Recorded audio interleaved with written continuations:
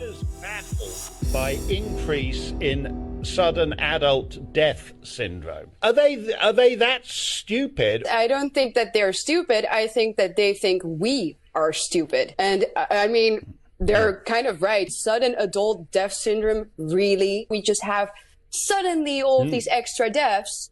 And we have no idea why, but we do know that it's not the vaccine. That's the one thing that they can tell you for sure. There are too many powerful institutions and stakeholders involved here that all have huge interest in us not knowing what the side effects are of this vaccine. And even apart from the government and big pharma, just ordinary people, think about how many people have taken this vaccine and how hard it must be mentally to grasp the idea that you might have taken something that is bad for you and that could cause you all sorts of health problems in the future. And not just you, also your children. So the cognitive dissonance there is huge.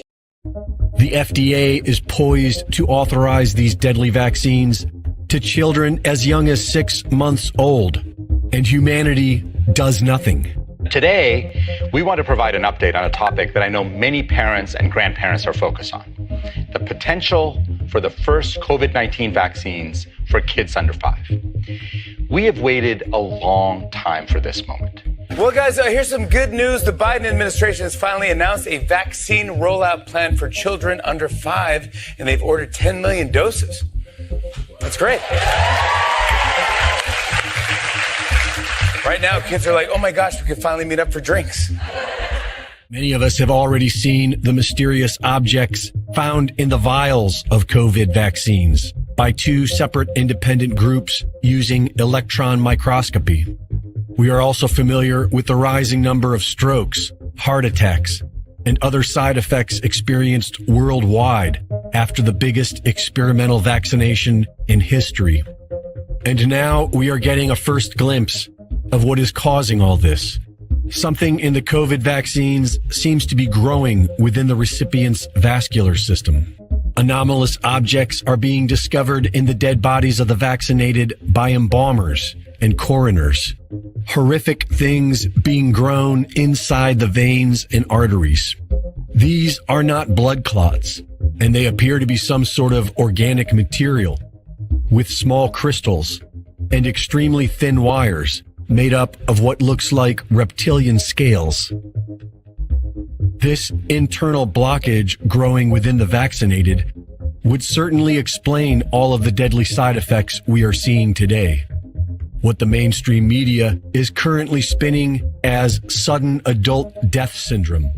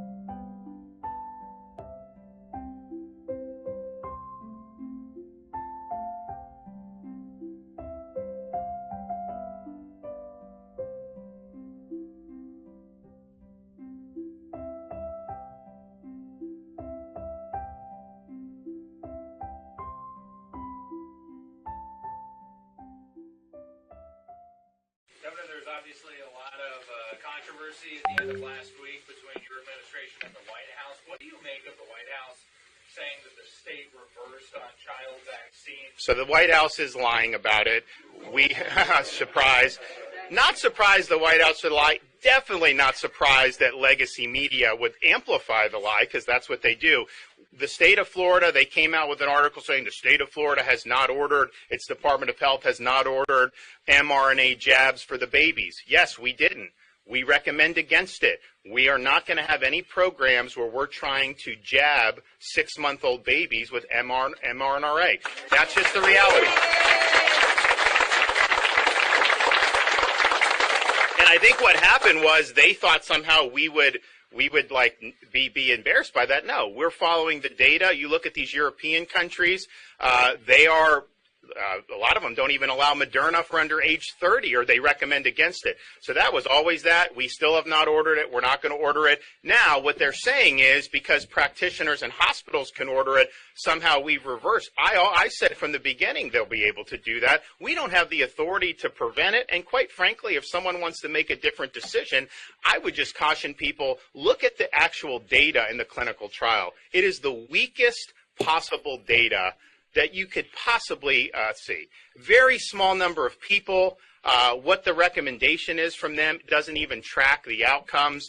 It was something that, but people can ask their pediatricians. They can ask their doctors. What's the evidence of protection against severe disease? There was none in the clinical trial.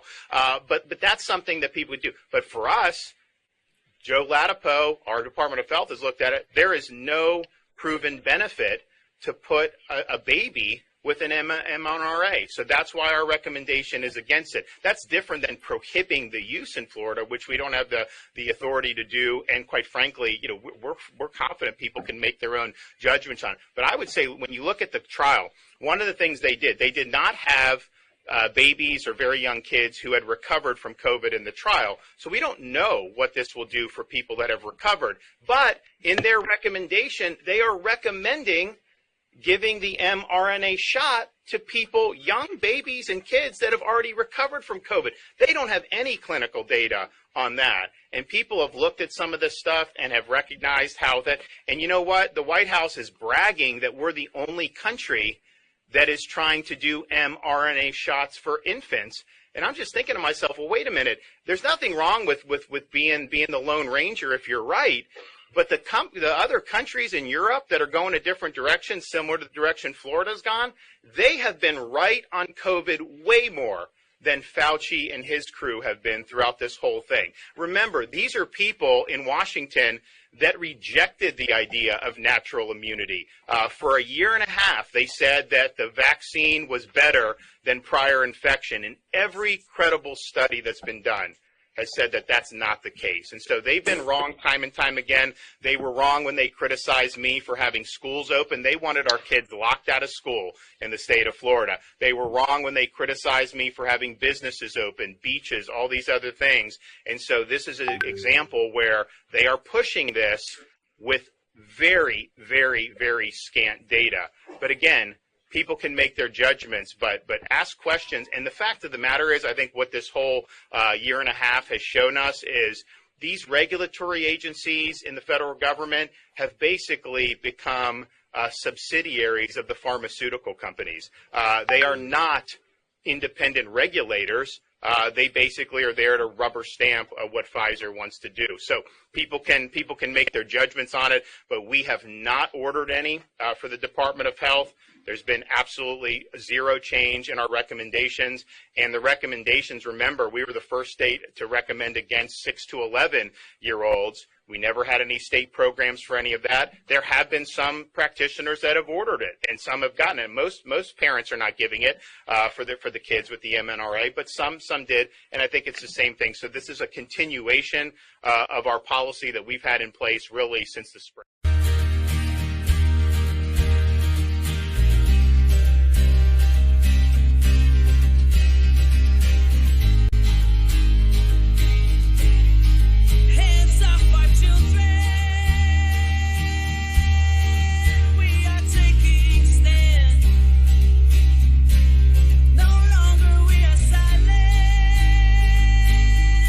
From your life.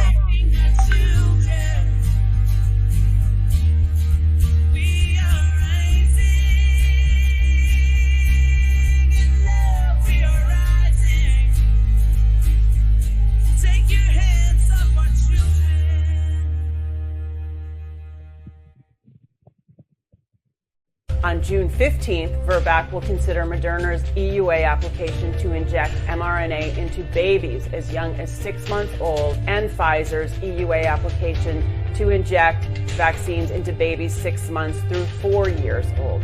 These proposals are reckless. I'm urging you to take a stand and make your voice heard. Tell the regulators not to authorize these minimally tested injections. These shots were only tested in small groups of children for short periods of time. We don't know the long-term effect. These proposals are reckless. We know that the vast majority of American children already have natural immunity to COVID, yet these shots are dangerous and carry very real risks. The evidence is overwhelming that these shots cause myocarditis in kids, heart inflammation, which is why the FDA has held up this application for a year and why Nordic countries have banned its use in this age group. Then, on June 28th, VRBPAC will vote on the FDA's proposed future framework. This would allow brand new, reformulated COVID shots based on the scientists' best guess of whatever current COVID strains are in circulation. This is quite possibly the worst idea in the history of public health. These proposals represent an unprecedented threat to our children. Once these shots are authorized, we don't know how many boosters will be proposed. Do we think it's healthy for these children to get these shots in perpetuity? We have no idea what the consequences are. This is the magnitude of evil we are dealing with. We are dealing with people who have the money, the power to pollute the entire human genome. I think because of this, we're going to lose about 1 billion children.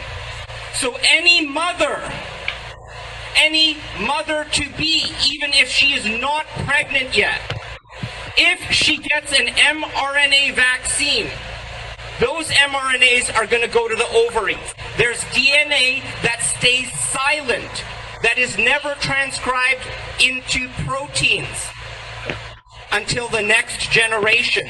And it'll only show up when that adult tries to have another child. 5 billion people have been injected so far on this planet. Half of them are women. 2.5 billion. Half of them will be women who are young enough to have children. There are 1.25 billion carriers of mutations in the egg cell line of their bodies. 1.25 million women who are capable of giving birth to children who carry something that has never been seen before in the human species, in the entire human genome. I won't be able to tell until problems start happening in the children and grandchildren and the great-grandchildren. This is the magnitude of evil we are dealing with. 58 babies were injected unlawfully. The EUA hadn't been approved for babies at that, but nonetheless, Pfizer injected tiny babies, one of them as young as 43 days old. This is a publication by 2 Israeli reporters named Ranit Feinberg and Yafa Shiraz, and they have looked through the VAERS database, and 58 cases of life-threatening side effects in infants under 3 years old who received the mRNA vaccine, and then it's unclear if some survived, and it's also unclear why these infants were vaccinated. Legally is in the FDA will not be able to argue that it did not know. They know that babies were injured by mRNA vaccines. These records show that the most common serious adverse events to tiny babies were life-threatening bleeding, anaphylactic shock, encephalitis, neuroleptic syndrome. What can we do to hold these doctors accountable for pushing these jabs that say they're safe and effective? What can we do? Yeah, well, safe and effective is a lie and violates our federal truth in advertising laws. The state of Kansas, their legislature took the ads off the media because they looked at the data and said, this is a lie, they're safe and effective. So at least one state in the United States has said, look, stop this false advertising. What can you do? Okay, can you sue these big pharma companies? No, they're protected by the CARES Act. But what you can do is you can sue your doctor for not giving you informed consent. If you are injured by a shot or you know somebody who's injured by a shot, you need to file a suit against a physician because nobody in the world got informed consent. They didn't tell you about antibody-dependent enhancement. They didn't tell you about the risks of myocarditis. You can't get a J&J under age 18 now because the federal government at least admits now that it is the clot shot that I called it over a year ago because J&J causes excess clotting. But you know what? Pfizer and Moderna, there are more reports in the VAERS system of clotting than there was for J&J. And yet they put a black box warning on J&J and not on Pfizer and Moderna. They cause clotting. They are known to cause myocarditis. If a physician is giving these and not saying, look, these can cause clotting, these can cause myocarditis, these can cause acute anaphylactic reactions and death because polyethylene glycol, they're not giving you informed consent. If they don't, like you go to the grocery store and read that box of whatever you're going to buy, you can read all the ingredients. Unless you can have a list of all those ingredients and all the adverse side effects, which are thousands, then they're not giving you informed consent. So what we need to start doing is holding physicians liable because the physicians are forcing an experimental shot onto humanity which violates their oath and their ethic. Any physician giving this and not giving informed consent is putting you involuntarily into the largest trial on humanity ever. And so they've violated their oath. What were they thinking? How could they possibly have thought injecting their children with all these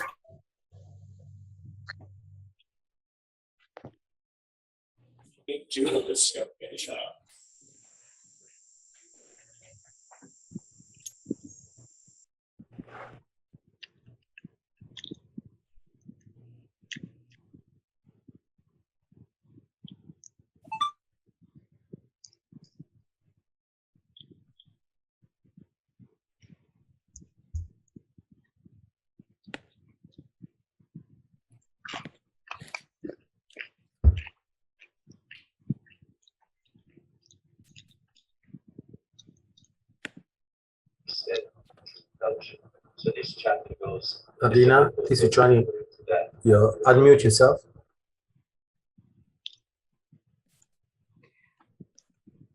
Hello, everybody. Good day and good evening to everyone.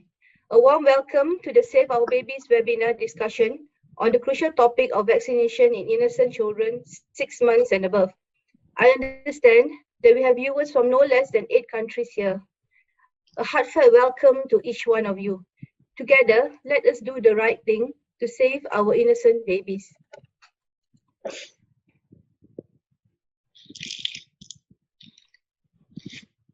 Now, let me tell you that at the onset, please allow me to confess my conflict of interest in taking on tonight's role as the moderator.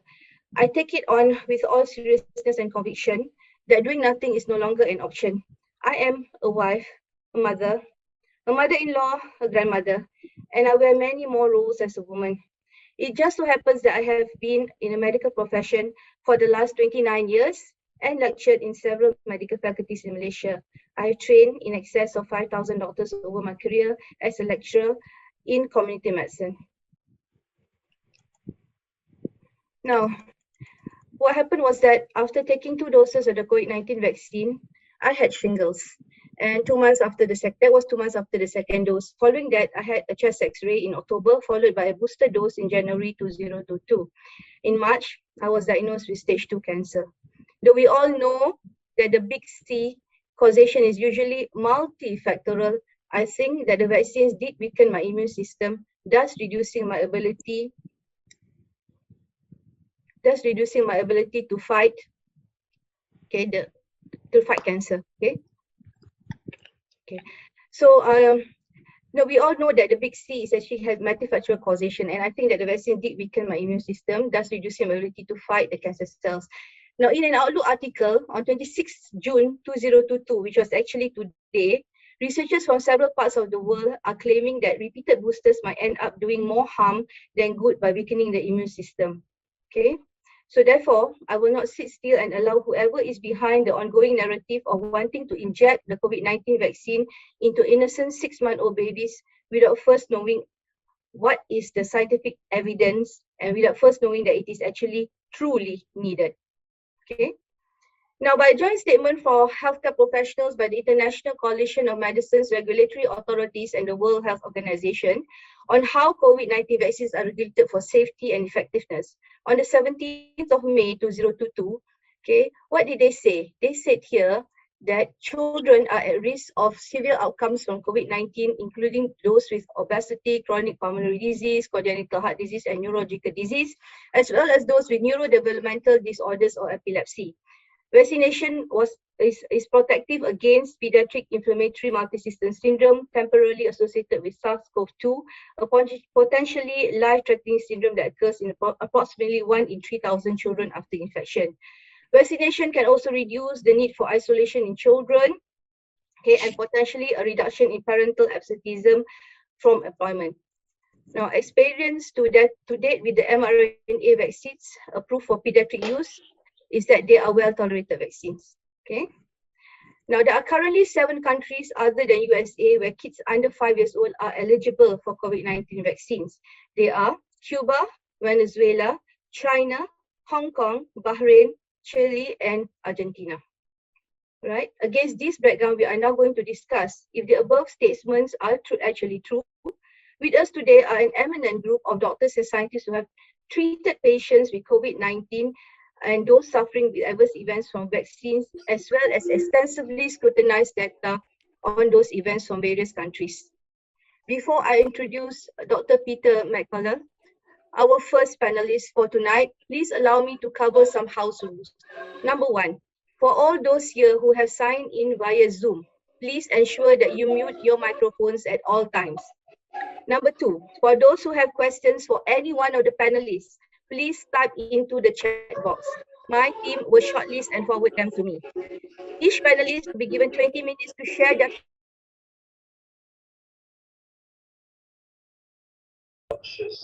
Prof. Adlina, unmute, please. Okay. All right. Okay. Let me read the house rule again. For all those here who have signed in via Zoom, please ensure that you mute your microphones at all times. For those who have questions for any one of the panelists, please type into the chat box.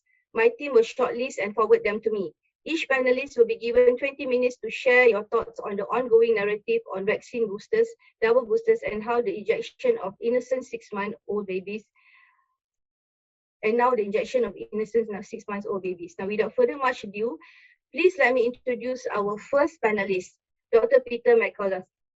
Okay, now he is an internist, cardiologist, epidemiologist, managing the cardiovascular complications of both the viral infection and injuries developing after COVID-19 vaccine in Dallas, USA. Now, since the onset of the pandemic, Dr. McCullough has been a leader in the medical response to the COVID-19 disaster and has published pathophysiological basis and rationale for early outpatient treatment of SARS-CoV-2 COVID-19 infection, the first synthesis of sequenced multi-drug treatment of ambulatory patients infected with SARS-CoV-2 in the American Journal of Medicine and subsequently updated in reviews in cardiovascular medicine. Okay. He has dozens of peer-reviewed publications on infection and has commented extensively on the medical response to the COVID-19 crisis. Dr. McCullough has reviewed thousands of reports, participated in scientific congresses, group discussions, press releases, and has been considered among the world's experts on COVID-19. His book, written with the best-selling true crime author John Lick, is Courage to Face COVID-19, Preventing Hospitalization and Death While Battling the Biopharmaceutical Complex. Today, he will share his opinion, thoughts, and safety concerns of COVID-19 vaccines in babies and young children. Please welcome Dr. McCullough, Peter McCullough. Thank you, Dr. Adlina, and thanks to each and every one of you for joining. I am going to present data that was just released in the June 11th World Council for Health pharmacovigilance report, let me orient you that the World Council for Health was formed over a year ago and receives input and represents 70 worldwide organizations that have been focusing on early treatment, vaccine safety, and efficacy. The World Council for Health is far and away the broadest and most substantial COVID organization in the world at this point in time, with certainly the greatest amount of clinical and scientific expertise, far more expert and vast than the World Health Organization, the Center for Disease Control, or any of the other organizations that you could think of in terms of pandemic response. On June 11th, 2022, the World Council for Health issued a pharmacovigilance report where they reviewed the data from large pharmacovigilance databases related to COVID-19 vaccine. They're actively reporting. There's about 39 total worldwide. They focused on 4, and they included the Vigi Access database from the WHO, the UDRA database from the EU, Yellow Card system from the UK, and then the US CDC VAERS system. Those 4 databases were the majority. And they analyzed reports that had come in from prior vaccines and from prior campaigns on mass vaccination, related them to COVID-19. And they had concluded that the adverse events were 169 times greater with the COVID-19 vaccines than any of the prior vaccines that were utilized, including those that were withdrawn from the market. They had clear case examples that other vaccines were withdrawn from the market with a small number of adverse events or deaths. And it's typically XX deaths that triggers the release and triggers the voluntary recall, either by the manufacturer or the government's making the decision. And that the COVID-19 vaccines had far exceeded any threshold of vaccine-induced death that would be acceptable worldwide. And these databases represent what you believe a gross underreporting of what is actually occurring.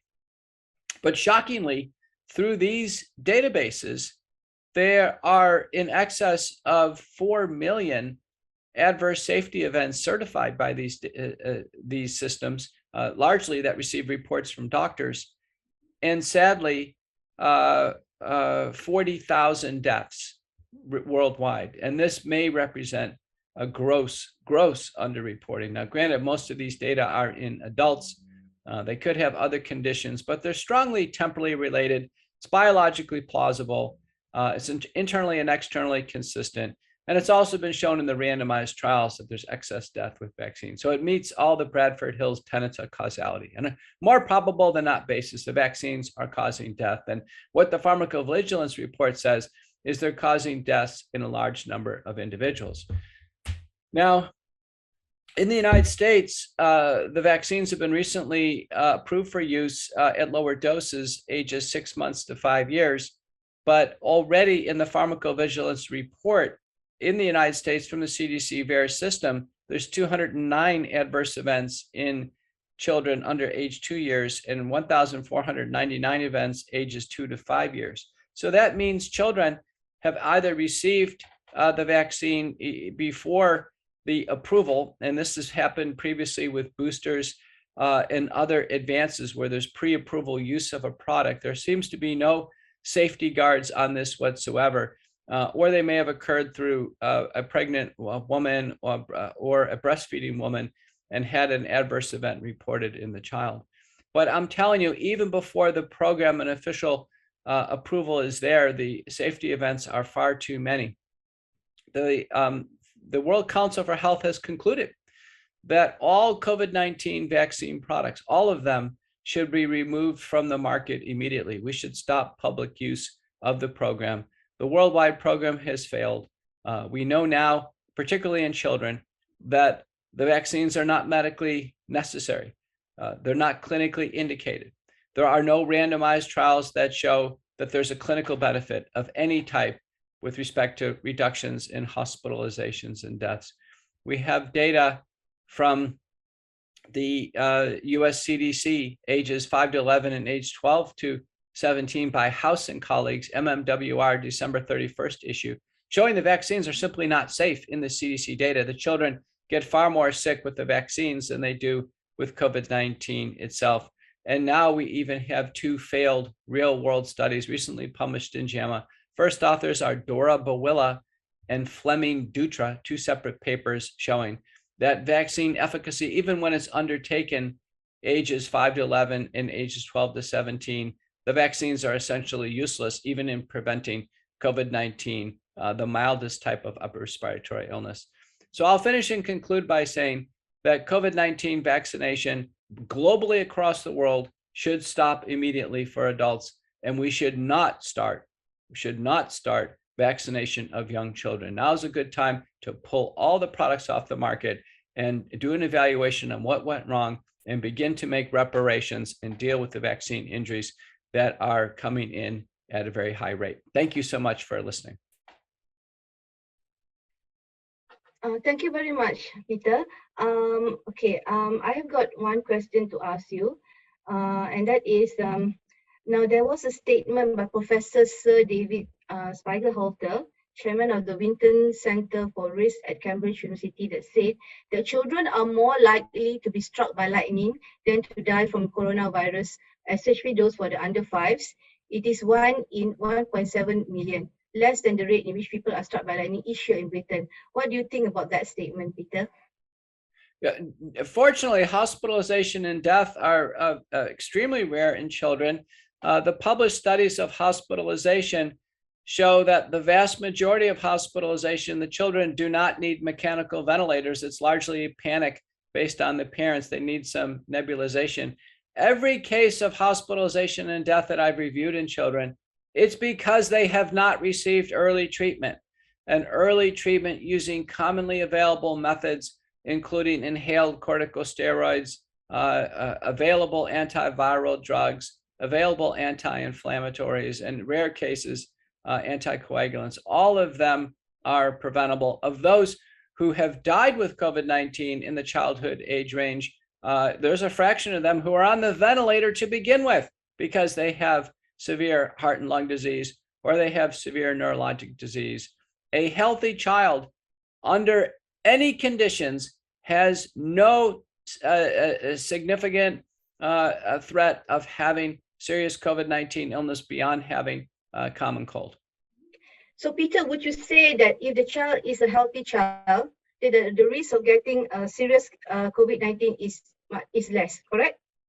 Well, it's negligible. It's indistinguishable from a common cold. I've examined these children, and children get 4 to 8 upper respiratory tract illnesses per year. You cannot tell which one is COVID and which one is not. Very good, very good. So would you advise then parents to actually make sure that the children stay healthy? How would you recommend them to make sure children stay healthy? By the diet, or do they need to take supplements or anything like that, Peter? No, data suggests that children stay healthy by playing with other children, having their normal activities, plenty of time outside, plenty of fresh air, good diet, really nothing beyond that. We have data now suggesting that lockdowns, separation, all the things, wearing masks, all those things to children have actually made it worse. So we should simply return to normal. That's the best path forward. Yeah. So the advice is actually let the children be children. Play, go out and play. Okay, actually most of the parents right now, they're buying the stuff, computer and all for students to stay at home. Okay, so that means your advice is to just be normal children and go out and play, correct? Yeah, that's right. We have not seen that actually happening. Okay, so even in my country, so I don't see children playing in the playground. I see a lot of adults, old adults going around, but not children. So I think that's a very important fact that we should tell parents to do. Please let children be children, and the children are supposed to be out there enjoying the sun, okay, playing around, going on the swings and the seesaws and on their bikes. Correct, Peter? That's right. All right. So thank you so much, Peter. We've come to the end of the session because it's already 20 minutes. Do stay on because we may want to ask you some more later on. All right. Thank you so much for your very, very informative talk just now. Okay. So everybody, we are now going into our second speaker. And the person is actually Dr. Shankara Chetty, another prominent physician. Okay, now Dr. Shankara, he is a natural science biologist, family general medical practitioner. He practices in Port Edward, KwaZulu-Natal, South Africa. He is a committed, experienced family practitioner with the broadest diversity of patients, offering the widest possible range of outpatient services over the past 19 years. Now, he has actually managed thousands of COVID positive patients in his outpatient setting in his clinic with minimal availability of resources, with a very good outcome and no mortality. Once he understood the pathogenesis of COVID-19, the Delta variant and very basic nature of the disease, he understood the how to treat it effectively.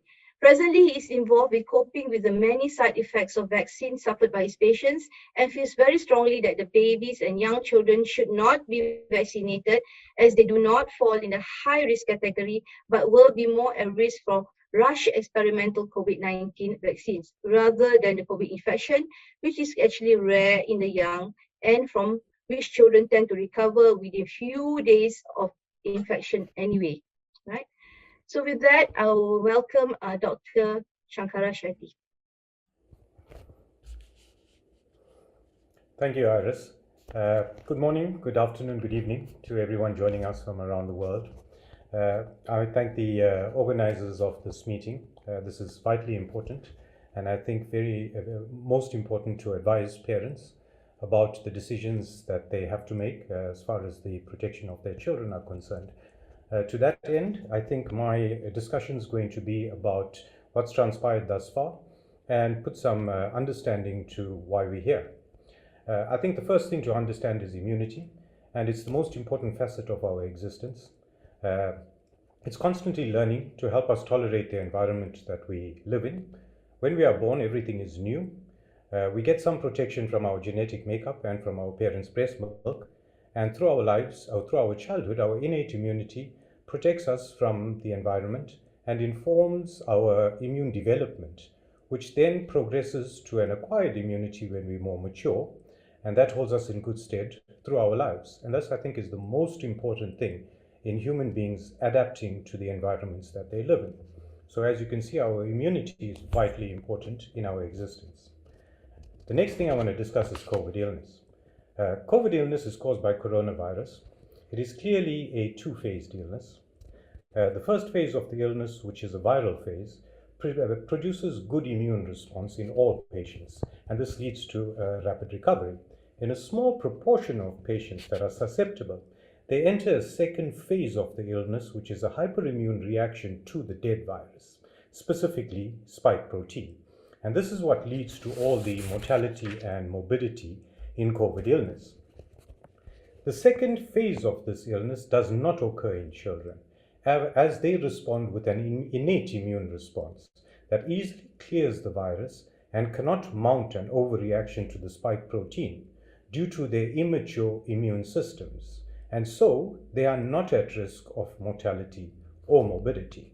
Now, I've examined and treated thousands of children through this pandemic, and I have not had a single child go into the second phase of this illness, which clearly shows me that they are not at risk of severe illness, and all of them showed signs of recovery like the adults, which shows a good immune response to the virus itself. And so I feel there's no reason for us to be tampering with that immune response. With vaccines, and just a small understanding of vaccines, vaccines are medical interventions meant to stimulate sterilizing immunity against a pathogen. We usually would take either a live pathogen or a heat-kill pathogen and introduce it into the body, and that would create an immune response.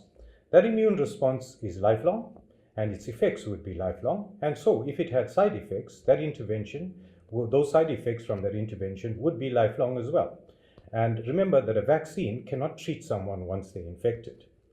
Now, with that understanding, the COVID vaccines do not produce any sterilizing immunity, and they have thus no effect on infection and transmission of the illness itself. The claim that they impact on severe illness and death is not a vaccine effect, but a therapeutic effect.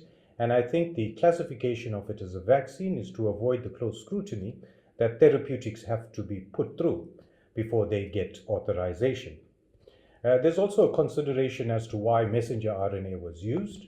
Messenger RNA gets your body to make spike protein, which then your body recognizes as foreign and makes antibodies to spike protein. So the end result of the vaccine is antibodies to spike protein. This could have simply been achieved by injecting the individual with spike protein, and that would have given us antibodies to spike protein. So it calls into question the necessity for a messenger RNA vector to actually introduce spike protein into the body and all the variance that comes with that kind of technology with this application. Coming to the vaccine itself, the Pfizer trials showed a few flaws in them and brought up a few red flags. First of all, they quoted the relative risk reduction rather than an absolute risk reduction, which was very disingenuous of them in misleading the population. All studies on drugs quote an absolute risk reduction, and they avoided mentioning that. Just to put that into context, if you have 2 people in a million get a certain illness, and then you vaccinate 1 million people and it drops to 1 person in a million, that's a 50% risk reduction. But remember, by vaccinating 1 million people, you only saved 1 life. So that's a 1 in a million absolute risk reduction. So by looking at the absolute risk reductions of these vaccines, they are less than 1%. So the quoted 90% risk reduction and so forth is all very flawed in the science. Thousands in this Pfizer trial were permanently injured. There was a 3% death rate in the trial. 1,200 odd people died in the trial itself. The trial was not extended to pregnant women or children. 270 of the participants in the trial fell pregnant during the trial. However, 230 of the records got lost somehow. Of the remaining records, 28 of the 36 pregnant women lost their children.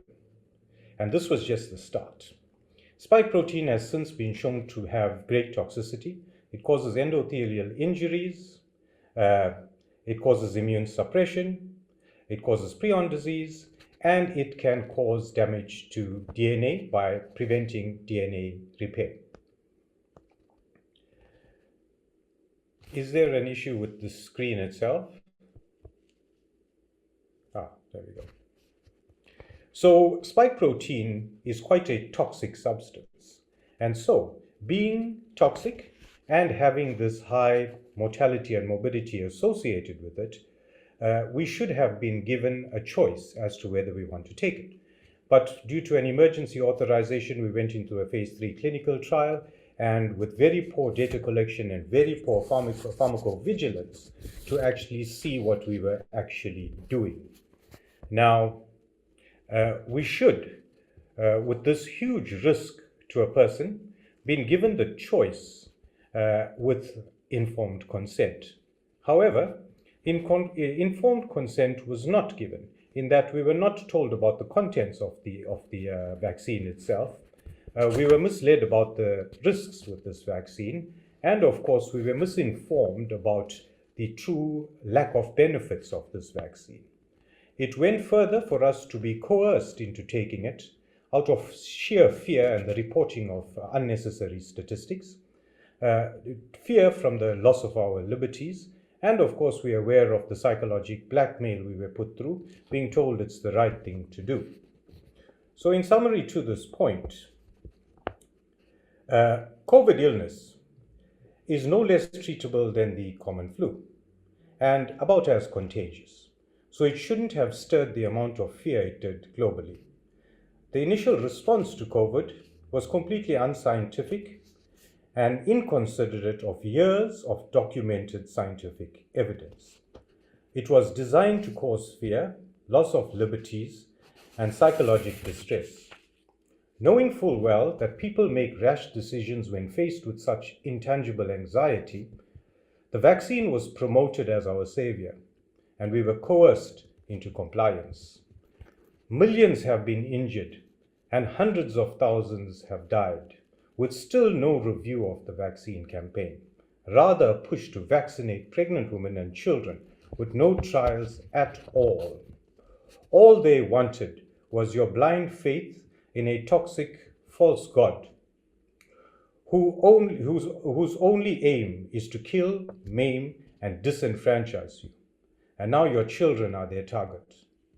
We as parents have a God-given responsibility to protect and nurture our children. We have all made poor choices in our past, but we learn from them and we educate and insulate our children from the same fate. They have already tried to negate your educated, experienced protection of your children by allowing them to consent to this poison without your input, and now are aiming for your infants and toddlers. A global military strategy employed for every single individual to be exposed to this toxin, run with a military precision that targets every fiber of your being to coerce our self-destruction. It's primitively barbaric for a civilized, morally compassed society to consider sacrificing their young to a false god for protection, when all that is needed is to do nothing but resist with faith that you are protected.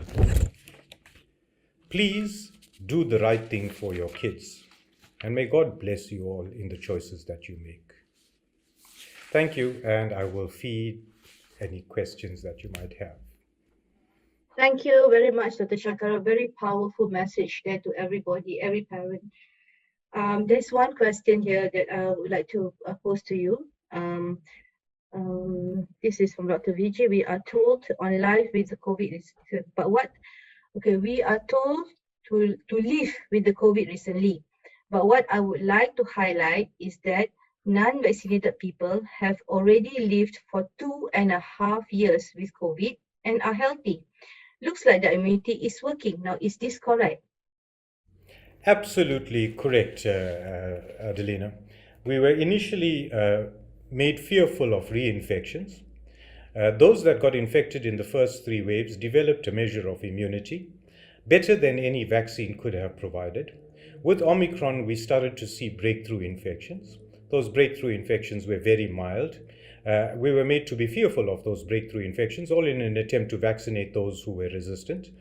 However, those breakthrough infections are not a restart of your immunity. They're just a small upgrade to an immune program that you already have. So we will get repeated infections, and that will serve to improve our immunity. However, with the vaccinated people, it's damaged their immunity. And so when they're getting COVID infections, they're not developing a robust response, and they'll be prone to getting reinfections without actually improving their immune system. So I think that has been wholly misled. If we did not vaccinate and treated everyone, like Dr. McCullough said, we would have curbed all the mortality and morbidity. We would have allowed our God-given natural immunity to take effect, and we would have been out of this pandemic, living with the virus that was meant to be in our environment. Our aim to try and eliminate the virus is, I think, a little forward of us and our abilities. Thank you for the explanation, Dr. Chetty. I have one more question to ask you.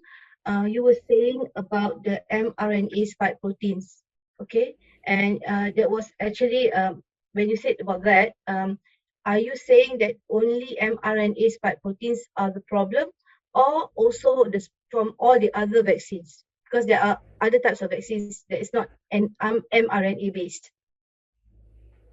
The spike protein is the basis of all the vaccinations. Whichever vaccine it is, it's meant to create spike protein. And when you look at the structure of spike protein is toxic. Spike protein has similarities to many other pathogenic proteins, and we anticipated when we looked at the structure of spike protein that we're going to see a lot of problems with it. And with the side effects from the vaccines, all our concerns have come to bear.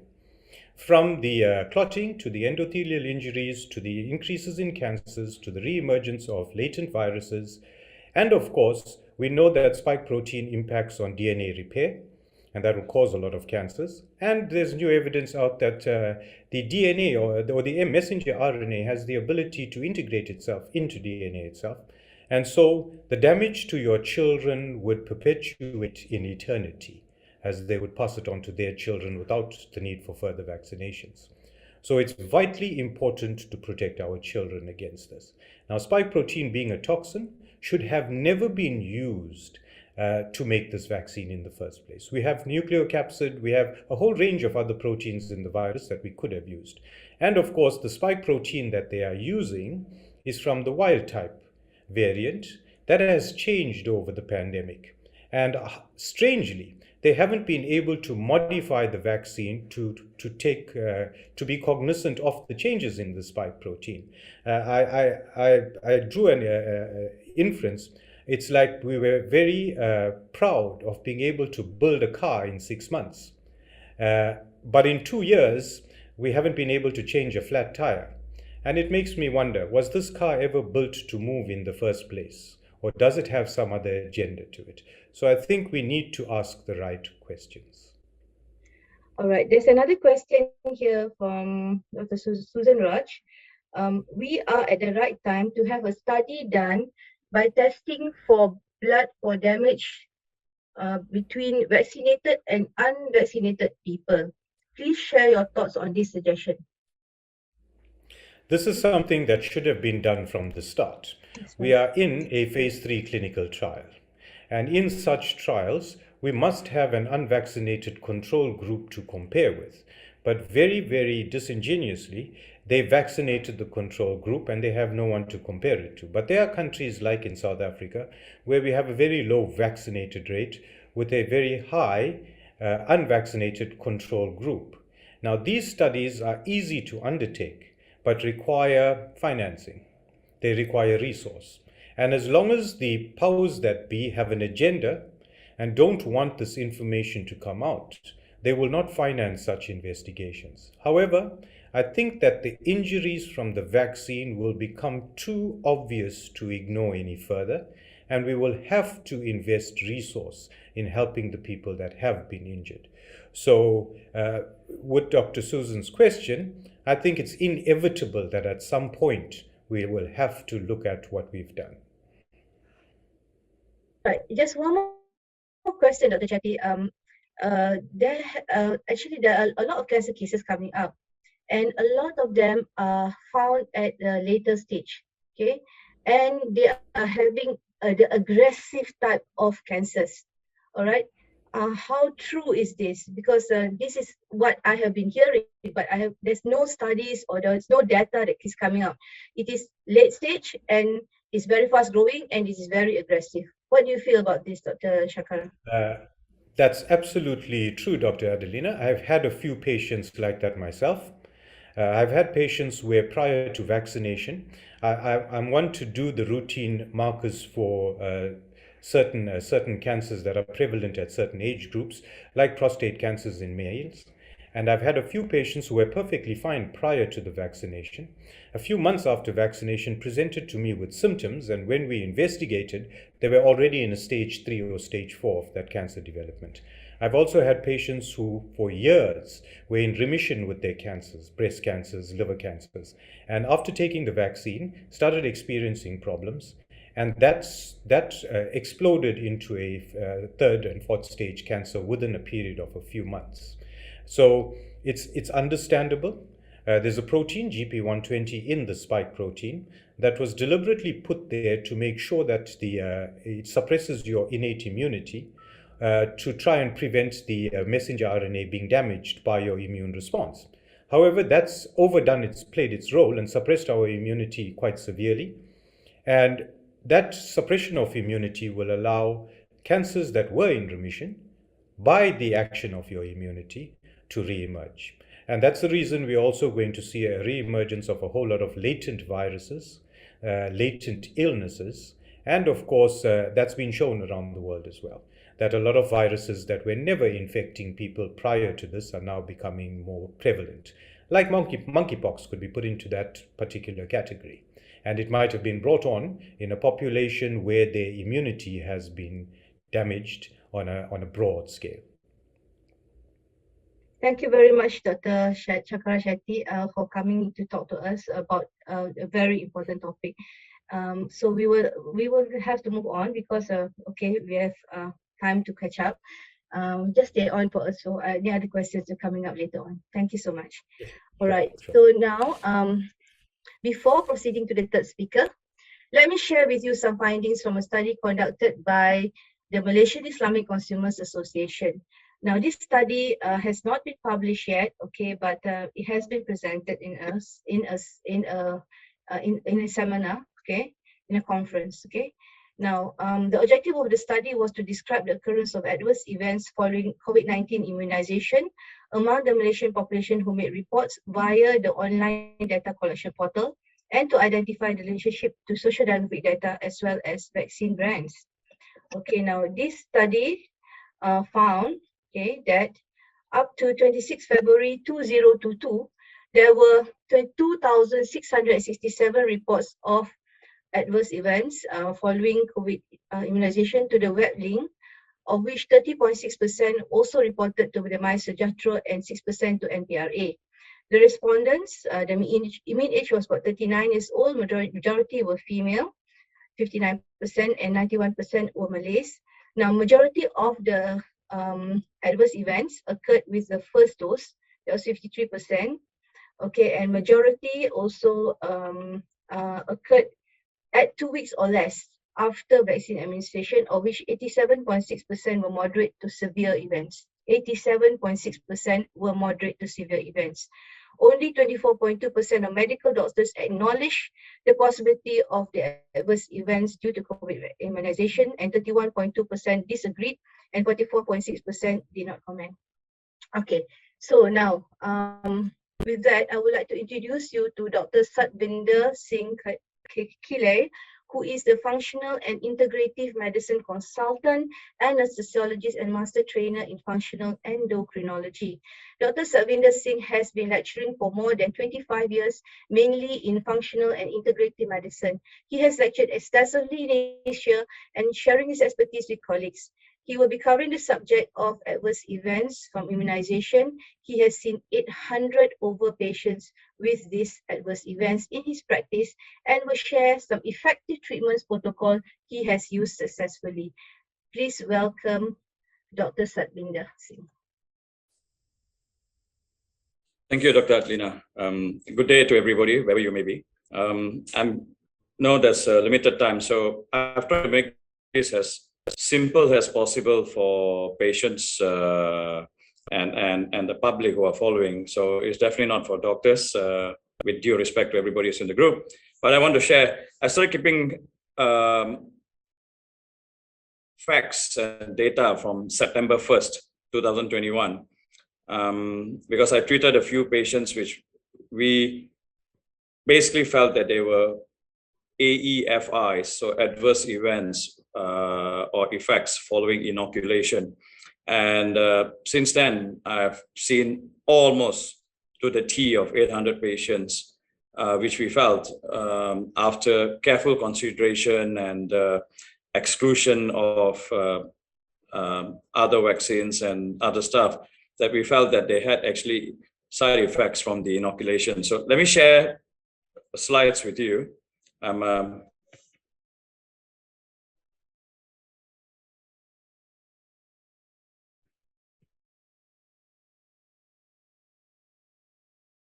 Okay.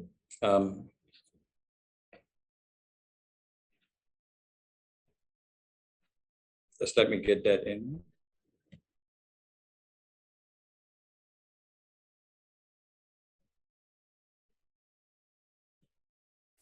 Okay, I hope you can see that. Right, so adverse effects following inoculation from COVID-19 EUA, you have to remember that this is not a vaccine. It was under authorization, right? Under Emergency Act. It was a gene therapy. It was always a gene therapy. We must not forget that. From September 1st, 2021 until June 16th, 2022, I've firsthand almost 800 patients with mild to moderate to severe side effects from COVID-19 jabs after careful questioning and personal description of patients themselves. None of these patients had any other vaccines starting from March 2020 till the current time. Most were well, fit, and healthy adults prior to their vaccinations. Some were on medications and supplements for a long period, already with no complaints. Others were patients who had been already fully treated for certain diseases like psoriasis, rheumatoid arthritis, cancers, asthma, and then there was a sudden reappearance after taking the vaccines. Now, the list of side effects most commonly that I first noted was numbness, usually half body, in more than 30 to 40% of my patients. Memory loss, it could be mild, it could be significant, so much so that the patient could actually complain that they couldn't do their daily job, about more than 40%. Muscle weakness, more than 50% have complained that, varying from mild to severe. Hearing loss, ringing sounds in 1 year usually, partial blindness, stroke, paralysis of half body. It could be one side, left side, right side, or the bottom half or the top half. Vertigo, dizziness, kidney damage, I noted in 9 out of 800 patients. And absolutely all the 9 were from AstraZeneca. Blank mind, clots, pericarditis, myocarditis, pains, palpitations, bleeding from the vagina in perimenopausal women, sudden hair loss in the same females, sudden weight gain around the lower tummy below the navel in the same perimenopausal females, right? So they get a pouch that drops, starts coming out below the navel. Depression, anxiety, anger, epigastric discomfort, reflux, esophagitis, energy loss, usually sudden in onset, shortness of breath, SOB, breathlessness, sleepy in the morning, unable to function as previously. And they noted this almost after the first, second, or booster shots were taken. Bone pains, swelling of joints and bones, lymph node swellings on the side of the neck. In fact, in some of them, they look like saucer-shaped depressions. Fainting from a couple of times to multiple times a day, seizures, fits, multiple times a day. In 1 of 800 patients, we had a lady who was having fits or seizures multiple times a day. Loss of mental drive, mental focus, less analytical thoughts, reduced significantly, short-term memory affected. Skin peeling off within days of inoculation, especially glove and stocking areas.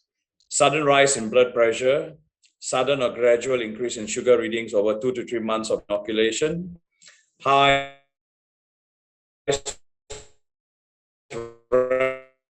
infertility, sudden at 1 out of 800 patients. Sugar pangs increase, nausea, vomiting, retroorbital pain, that is pain behind the eyeball. Left arm sore at the site of injection, left arm numb. Black oil like froth forming from the mouth. I will show you a picture. Itchy ears, sudden breakout of acne, constipation, diarrhea, altered taste, loss of taste, insomnia, hyperthyroid changes, sudden appearance of cancers, and so forth. Cardiovascular complications, if someone comes and sees you, or if you're saying this, please ask your doctor to look at your profile carefully. And I'm going to share the blood test that I do in my practice. Sudden chest pain, usually retrosternal behind your sternum, palpitations. You can feel your heart beating, although your heart rate may be slow. Tightness of chest, shortness of breath, sounds like gastric discomfort. ECG, when they do the ECG at the emergency center, is normally normal. They do a blood test called troponin T or TROP-T, shown to be negative and usually discharged as normal and reassured by the cardiologist in some cases. Now, this TROP-T is an enzyme test. So only if you're having a heart attack is it going to be positive. AEFIs, central nervous system, that includes your brain. Complications after the inoculation, severe giddiness, vertigo, dizziness, moderate to severe vomiting and nausea, severe migraines, memory loss, sudden in onset, blank mind. One usually sits in front of the computer and daydreams or forgets what or he or she is supposed to be doing, or totally unaware that they've been sitting for a few hours in front of a blank screen on the computer till someone points it out. Now, foggy thinking, cannot focus, seizures, fits. On EEGs, they show no epileptic focus. I have patients who have documented EEGs with no epileptic focus, so they're called seizures, not fits. MRIs, CT scans seem normal. I have a clinical case. It's a 13-year-old female. After her first inoculation, she developed prolonged menses for 6 to 9 months. She had seen many doctors. After treatment with her, she got better, and then she developed severe nausea and vomiting for about a month. She got treated, she got better, and then she developed fainting episodes. Treated, got better, and then she started seizures. The seizures increased till 2 to 5 times a day, lasting from seconds to 2 full minutes. Documented in the school by the nurse at their clinic. Multiple blood investigations, visits to doctors, medical centers, MRI, CT scans, EEGs all came out negative. Then we decided to do urine for heavy metal toxicities, and they came out severely high for aluminium, high for mercury, lead, and some other metals.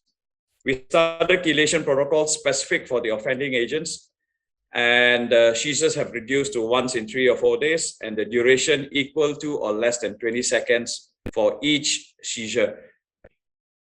So chelation is ongoing, and we are monitoring the progress. We are cautiously hopeful that the seizures will stop. In essence, it means that there are heavy metals in this girl, and we feel that it came from the inoculation. And by removing it, seizures were reducing, and we hope that they will stop. If you have sudden hearing loss in 1 year predominantly, you want to look at clotting in your brain, buzzing or ringing sounds in 1 year usually, partial or full blindness in one eye. This if I've got complaints from doctors in this region in Southeast Asia. Strokes, paralysis, half body, black froth coming from the mouth, altered taste, loss of taste, retroorbital pain can be very severe, Bell's palsy. Respiratory symptoms that are from the lungs, complications, shortness of breath, tight chest, I can't breathe. That's the patient's normal complaint, almost restrictive in quality. I can't expand my chest. Doctor, I think I'm going to die. Their saturation oxygen starts to drop. Heart rates are higher than usual. Blood pressure starting to spike. Tip of tongue, lips have bluish tinge. Nails have bluish discoloration. May not be in all patients, okay? Be a little bit aware. Chest x-rays showed no or non-specific changes. Remember that during the early pandemic days when patients were dying like flies, and ICU doctors kept saying, we haven't seen anything like this. Patients were dying because of lack of oxygen to the organs and tissues in the body, not because they were using wrong techniques, right? And a while later, we learned of microclotting from spike proteins, which were inducing lack of oxygen transfer in the lungs. So some responsible and sane doctors started advocating anticoagulants, especially Plavix, clopidogrel, aspirin, warfarin, and its analogs. And they started to see improvement in their patients. Pulmonary embolism, clotting in the lung with potentially death has the outcome in some. Let me discuss clinical case 2. A 40-year-old female doctor, mother of 3 children, call her Dr. X, came to see me with a history of seeing a doctor in one of her heart institutes at 8 a.m. in the same morning. Her complaints were tightness of chest and shortness of breath, and she said she knew she was going to die if the cause of lightness was not found. An echocardiogram was done to look into the heart chambers, and their functions were all normal. A blood test called troponin T was done and said normal. A simple warning to you, chaps. Trop T becomes positive after 6 hours of a heart attack and not before, because its enzymes released from damaged muscle cells. At 12 hours, it's almost positive in all cases. It takes 1 to 2 weeks to start dropping in most cases. Moral of the story is you cannot rule out a major heart event simply by doing simple tests or a pulmonary event. Your doctor must have a high index of suspicion. And I would like most of you, or all of you, to maybe discuss that with your doctors. The next time you go, maybe the tests are not quick enough to find out what I'm doing. And usually, then the doctor will look at other stuff and it can be life-saving. At 12 noon, dissatisfied, she goes to a lung respiratory physician in a major private medical center who orders a chest x-ray, tells her it's normal. He also auscultates her lungs and says it's all normal. Moral of the story again is the chest x-ray did not show early signs of pulmonary embolism, which it doesn't because they're non-specific. At 4 p.m., she calls me and says she's coming over and not to go home. We did her clotting profile, which includes D-dimer, serum fibrinogen, ESR, high sensitive C-reactive protein and platelet count. And this is what you need to ask your doctors to do. Turns out she was positive on all. For clotting that same evening, we sent her to a university hospital where a CT, computerized tomogram, PA is percutaneous angiogram. So a dye was put into her arteries and she was confirmed PE positive and put on warfarin. I had 2 doctors like this. I've had 20 or 30 doctors reach out to me over the last couple of months. And we've given them the same advice that we do the same test, right? Currently, the doctor has been discharged and is well, still on warfarin for a total of 3 months before the next step. Now, what I want to point out here is that all the patients that we have treated, about 98 to 99% get well. We struggle with 1%, but as long as you put them on treatment, none of them have died, touch wood. Okay, so I just want you to be reassured, your doctors out there who will actually want to help you, you do not have to have death ensuing from problems like this. Yes, we have to be informed, maybe a little bit scared. As a doctor, I know it's from my viewpoint, it's easy to say, don't worry. But that may not be the best advice to a lot of you out there. But please, there's so many doctors out there who would be there to help you, right? So let's just get back to skin disorders following inoculations. Skin peeling off at glove and stock distribution areas. They look like freshly peeled skin. Relapse of treated psoriatic lesions becoming even worse in some compared to their previous lesions. Acne, many forms, any other skin lesions resembling skin pox, hepatic breakouts, etc. This is a girl who had Bell's palsy. You can notice, if you're looking at her now, it's your right hand. You can see there's no lines. Her eye was, of course, bigger on the right side than on the left side. That means if you're facing, she had water dribbling out from the Bell's palsy. We treated her. 4 weeks later, she had recovered. This is another girl. She had subcutaneous hemorrhages and blistering of the skin. This is pustular acne. She broke off immediately within 2 days of taking inoculation. This young girl has had perfect, fantastic skin, flawless skin, and then she suffered with this, but it took us about 3 months to fix her. Nodular cystic acne and subconjunctival hemorrhage. Okay, this is day 1 when she came and saw me. This is day 3, sorry. After we started treatment. On day 5, she started to have subconjunctival hemorrhage. You can see bleeding in the eye. She calls me on day 7 and asks me, am I going to go blind, doctor? That's some of her pictures. This was on day 9, so she started to recover, and that's on day 21, 3 weeks later. All right. Hemorrhagic spots under the skin with swelling of the lower feet. This is an unknown metallic frothy foam which we have sent to a lab in Australia, and we are trying to decide what this is, right? I'll come back to this. So what do you do if you're uncertain or alone? Well, the first thing you have to do is forget about the yellow stuff. Look at the blue things. D-dimer, serum fibrinogen, ESR, hsCRP, platelet count. Take a picture, give it to your doctors. If he's not keen on doing this, tell him, please stop, just do this for me. Right? It doesn't cost much. D-dimer actually takes only 2. It will tell you if you're clotting the other organs, but can give increased false negatives above the age of 80 years old patients. So you need to be aware, or your doctor has to be aware. D-dimer measures the degradation products coming from a clot as it's forming or breaking down in your blood vessels. It's shown to be more than 95% sensitive, as stated in an NIH National Institute of Health study, PubMed, you can go there. Serum fibrinogen is a non-specific acute phase reactant. So it starts to bounce up the moment you have acute infection or inflammation or clotting.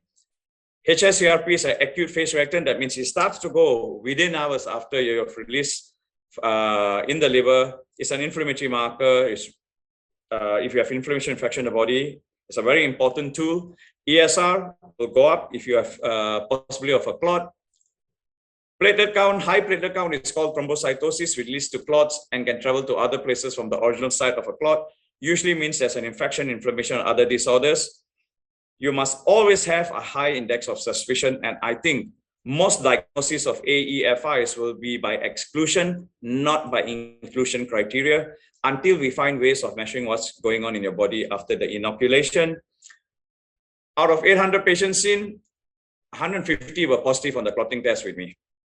Okay, 150, so that's about 15%. Get a doctor to read your test if you're unsure again and you're alone, or someone familiar with this test, example, your medical laboratory pathologist. Be firm with your medical practitioner. If he refuses or is unfamiliar with this test, it can be life-saving. Would you do urine for heavy metal toxicology? I'm not going to argue with you. There are the befores and the afters. This place is too short for an argument for context. But metal intoxication, and if you are fitting and you have signs of damage to your organs, you really need to look at this. I use this test, and you can see this is a patient of mine was fitting. You can see the aluminum is sky high. I didn't need for a patient. I've been doing this for about quarter of a century. I work with a lab from Australia called NutriPad. You can reach out to them if you want. If you're in certain parts of the world, in Asia, it's very easy. Especially Malaysia, Indonesia, and the Philippines and Singapore, we can get tests from NutriPad. They're excellent. Please have a look at that. Don't forget NutriPad. I'm going to share a detox protocol that I give my patients. Now, I'm not saying it would work for you, but it's worked very well for my patients. If you are worried that you have side effects from the inoculation, or you think that you have got unwarranted effects because of this in your vaccine, NAC is N-acetylcysteine, 200 to 250 milligrams, one capsule in the morning, one in the lunch, one capsule in the evening, totally 45 caps, that's for 2 weeks. Zinc picolinate, 150 to 200 milligrams, one capsule in the morning, also 2 weeks. Number 1, number 2, take for 2 weeks. Vitamin D3 for 30 days, quercetin 200 milligrams for 30 days, okay? Now, the reasons that they need to be used is plenty. Again, if you need to know, you can actually send me a note after this. There's a suggestion, check any allergies that you may have before starting on any unwanted effects you may have with your own doctor before you start this protocol, okay? For some of the more severe forms of adverse events, you need additional support from supplements and medications, especially if you're clotting, whether it be in your lungs, heart, or brain. Look for a good functional or integrative medicine practitioner to help you if you're lost and do not know what to do. Thank you. All the best. And remember, you're not alone. There's plenty of help. If you just look for it, may the force be with you. Thank you so much, Dr. Seth. That was actually mind-blowing. All right. Anyway, okay. Just wanted to ask you, what about children? Have you seen any children? The children that have been brought usually have fever. They have been done their tests. Half of them are COVID positive, half of them are COVID negative. Parents are COVID positive. But they do very well, like Dr. Shankara says, and Dr. Peter McCullough. I've never seen any child have a problem. Okay, but I'm again telling you that I see more adults, I see less children. But I am seeing children above 12, 13 and above 11, 12, 13, especially when they're starting her periods. Yes, I do see them. All right. Children, you don't have to worry about your children. They so far, with God's blessings, all of them are fine. They don't really show severe signs of infection, right? You can say COVID or otherwise, yeah. But children were vaccinated, what do you see? Okay. Every one of those 800 people I saw were vaccinated. Every one of those, the child that I put the clinical case, I've seen 13, I've seen an 11-year-old, I've seen a 14-year-old, they've all been vaccinated. And what we have done is, generally if I feel that they are not well, I do a clotting test. And in this girl who fitted and a few others, they were all clotting positive. They had high D dimers. Starting from, I know in different parts of the world they use different units. That's a shame because we are all one people. We're living on one earth. We should all be using one standard IU, right? And I use nanograms per mil. And if you see them, they are like in the thousands till the highest I've had is about 20,000, right? Okay. There is one question here. Does it mean that there is all the types of vaccine, AZ, Sinovac, and all that will cause the same, and Pfizer will cause the same problems, or do you seeing different effects on different vaccines from different vaccines? Well, generally, my feeling is that all the vaccines have a flaw because they've been rushed into practice, right? But I would say that if you have any side effects following the vaccinations, you should go and see your doctor, and you should ask your doctor to do some tests for you. And the test should be, I would say, clotting tests. If you suspect you're bad, clotting tests are important.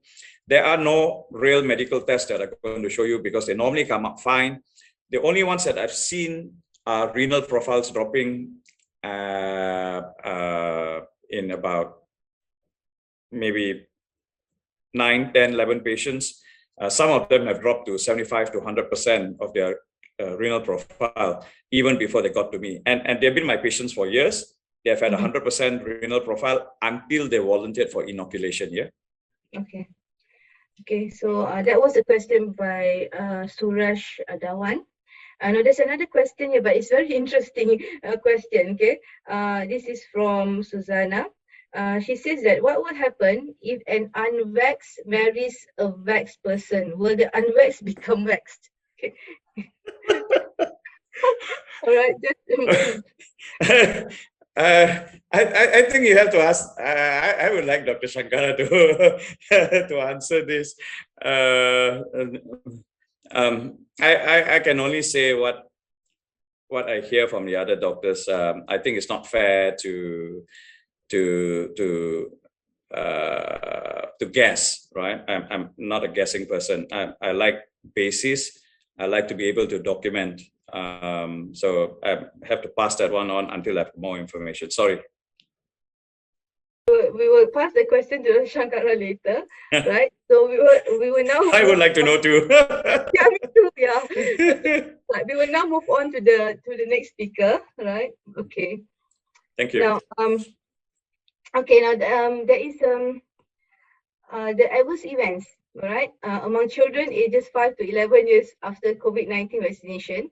Now, updates from the WeSafe and Vaccine Adverse Event Reporting System, okay, in CDC presentation by Dr. John R. Su, found that during November to December 10, 2021, the VAS received 3,233 reports among children ages 5 to 11 years of age. Okay.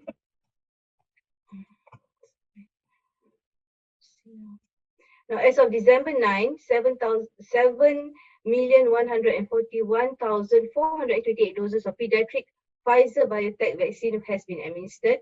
Median age was 9 years. Sex distribution by age comparable.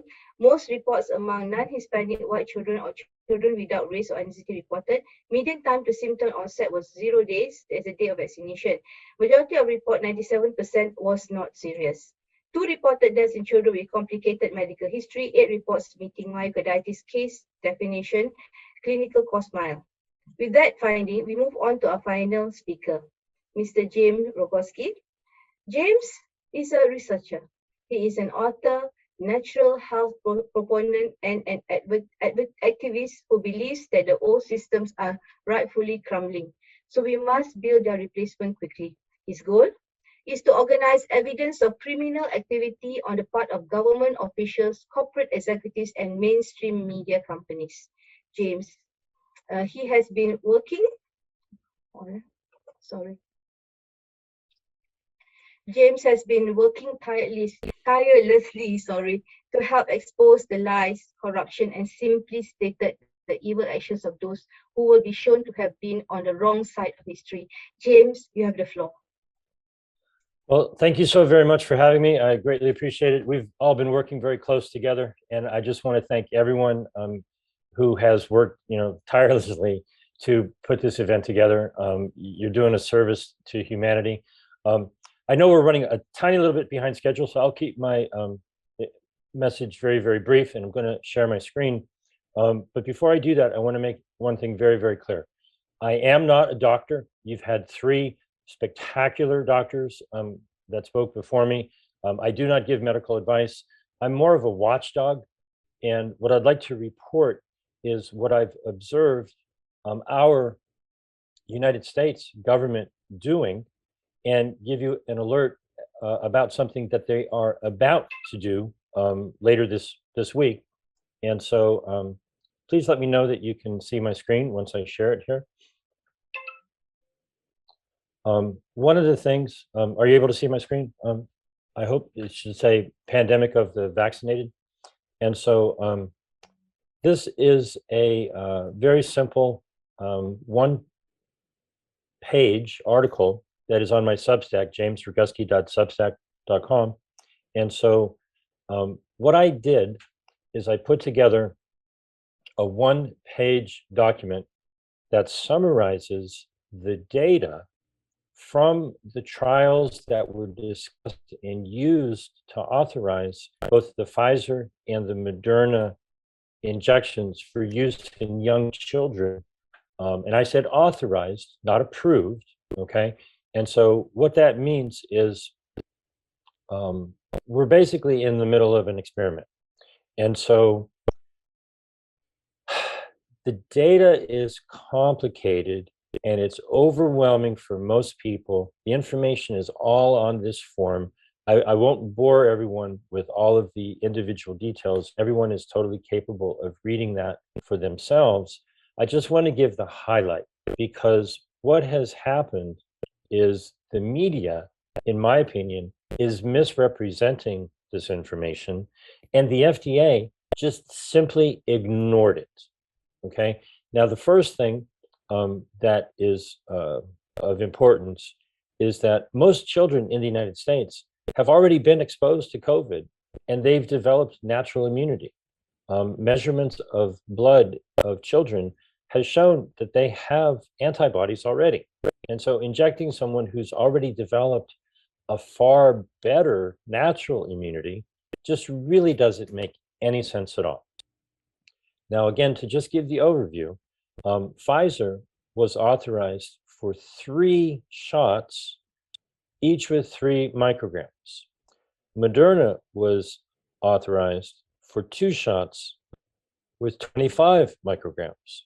Now you can see that there is an 8-fold difference between 3 and 25 micrograms. So these injections are very different. And my biggest concern is that parents in the United States see the convenience of 2 shots, but they are unaware that they are giving their infants 8 times as much mRNA in each shot.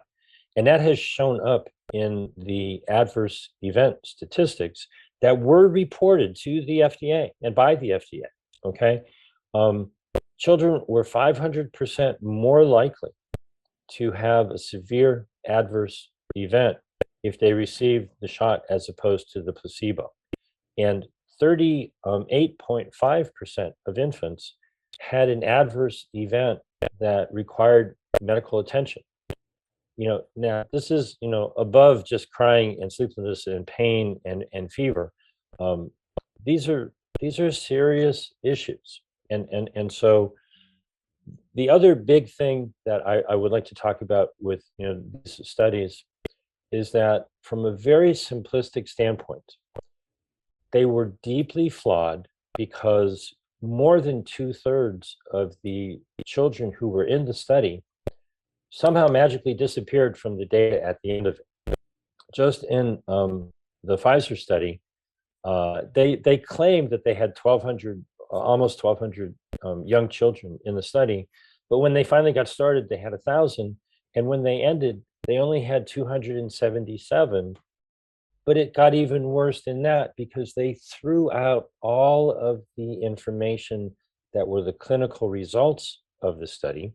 They ignored the fact that it actually made, after the first dose, for young children, it was 29.7, and for 2 to 4-year-olds, it was 32%.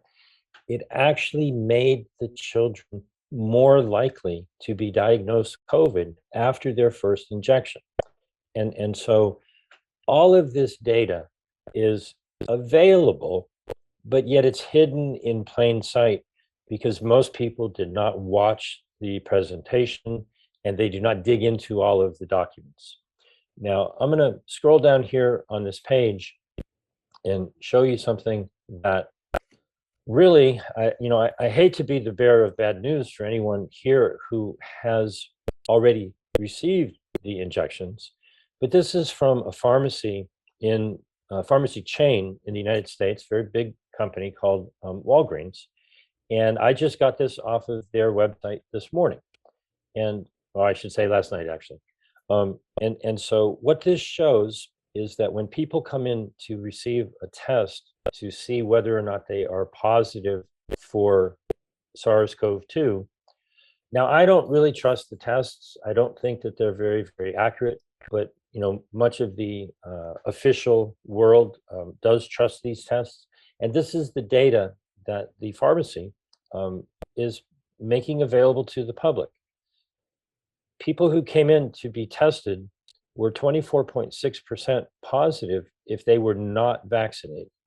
But if they had gotten 1, 2, or 3 doses more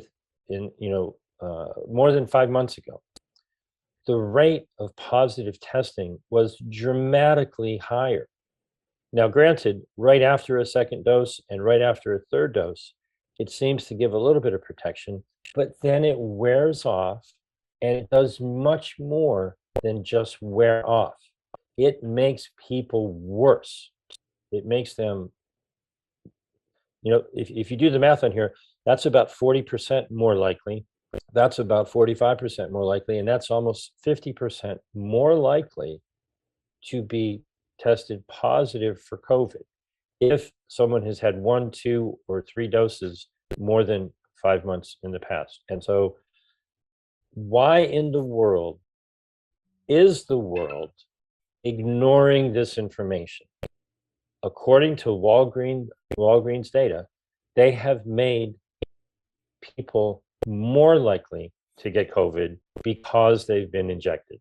Now, this particular website, pandemicofthevaccinated.com, is something that I published more than a year ago, and it was removed from the internet, but I have brought it back. And there are many, many, many, many, many videos. There are many websites. There are hundreds of videos of people who have documented the harm that the injections have caused them. But I want to leave with just one little idea here, a little bit of information, and that is the concept of what is immunity.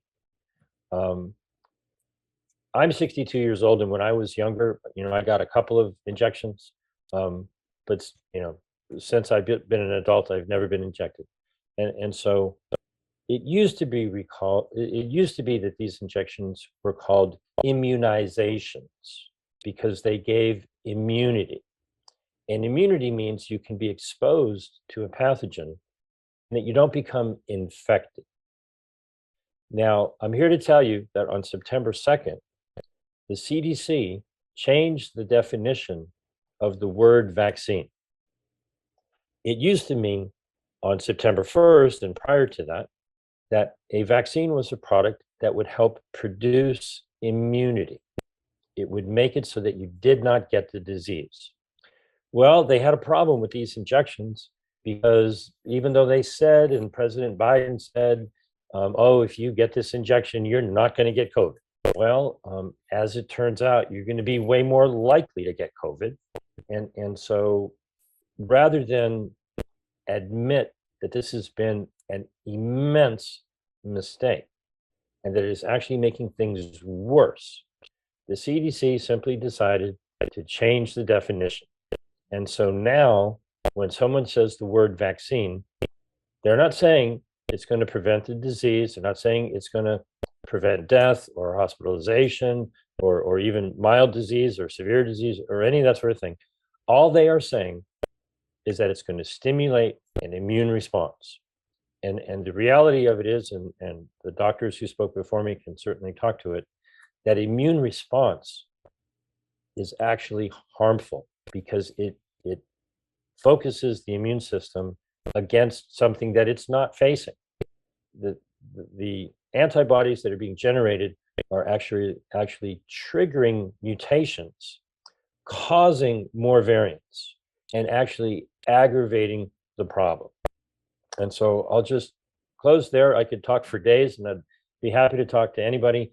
I put my website and my phone number in the chat, so anybody who's on Zoom, you're more than welcome to reach out and contact me. I realize I'm in the United States. You might have to put +1 and you can text me, you can call me, you can use Signal or Telegram or WhatsApp or whatever it is you may want to use.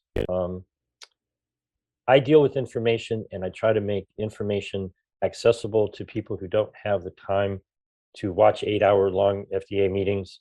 And what they're going to be doing this week is having another meeting to decide whether or not to change the ingredients of the boosters going forward. And so one of the articles that I have on my Substack is, this is not science. And so we're watching the FDA very closely. They're about to pull some more shenanigans this Tuesday. And so stay tuned for more information. Thank you very much for having me. I appreciate it. Thank you so much, James, and thank you for sharing your phone number. I think you will be delighted with a lot of information, people asking for you for information. All right, there's so many people on the platform now. Anyway, James, there's this one question from Sherilyn Chong. There is a huge correlation to vaccination rate, a huge correlation to vaccination rate to rise in COVID cases. Okay. Hong Kong mandated second jab by end of February, or else there will be inconvenient for your movement through the Leave Home Safe apps. They announced it after the new year in 2022. And suddenly everyone was queuing up for the free vaccine. The elderly were worried that they couldn't go out for their young child with family and friends. Right after Chinese New Year, suddenly the number of cases went up to 20,000 a day. Now, and many elderly died. Okay, so can you comment on what happened in the Hong Kong experience? I will admit I'm not, intimately familiar with all of the details in Hong Kong, but as a general rule, if anyone has heard of Geert Vandenbosch, he warned quite some time ago that by having this type of quote unquote vaccine, these types of injections, when your body starts manufacturing the spike protein, your immune system has to destroy every cell that has started to do that manufacturing. It's causing internal damage. And that's why a lot of the detox programs and so forth are helpful. But what happens is, as that's going on, the antibodies that your immune system makes cause the virus to try to escape, and so it mutates. And it may mutate into a form that is more contagious. It may mutate into a form that is more deadly. It may mutate into a form that is both. It may mutate into a form that is less problematic. And so Omicron seemed to be more contagious but less deadly. And what they're missing, no offense to the good doctors who were here, but there's a saying in the circle of natural health that I've been in for the past couple of decades, that God heals and the physician takes the credit. Okay, and so we all want to get good advice from doctors who guide us well, through the path from dis-ease to health again. All right, but it's your own body that does the healing. You just maybe fight it or you work with it. Okay, and ideally you get guidance where you work with your own natural healing capabilities. And so when Omicron came on the scene, they wanted to give credit to the vaccine for, making the disease less likely to be severe. Well, it's a different strain. And so if the strain is less severe, you can't give credit to the injections for the fact that Mother Nature has changed the character of the pathogen, okay? And so it's very complicated because there are so many moving parts.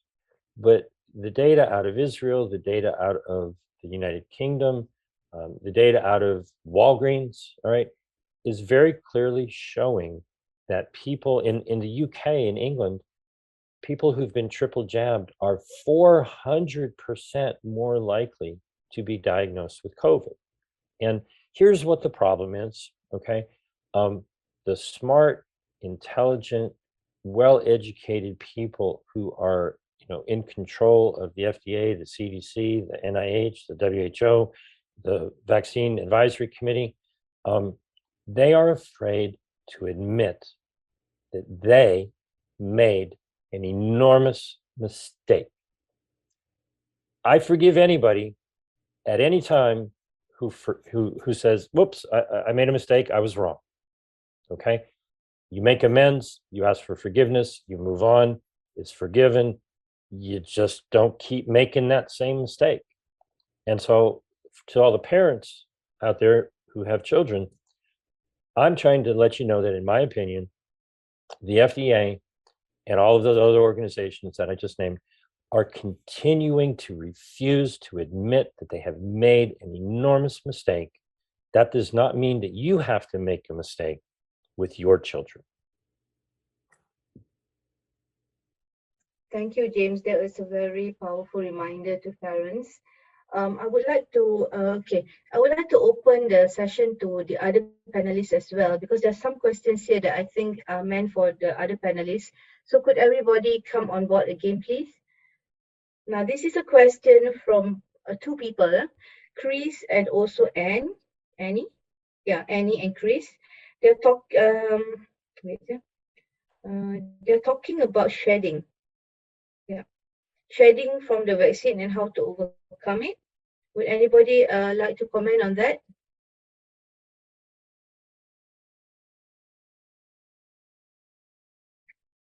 With regards to shedding, do the vaccinated people shed any any virus? Can infect other people? Who can comment on that? Is it Dr. Shankara?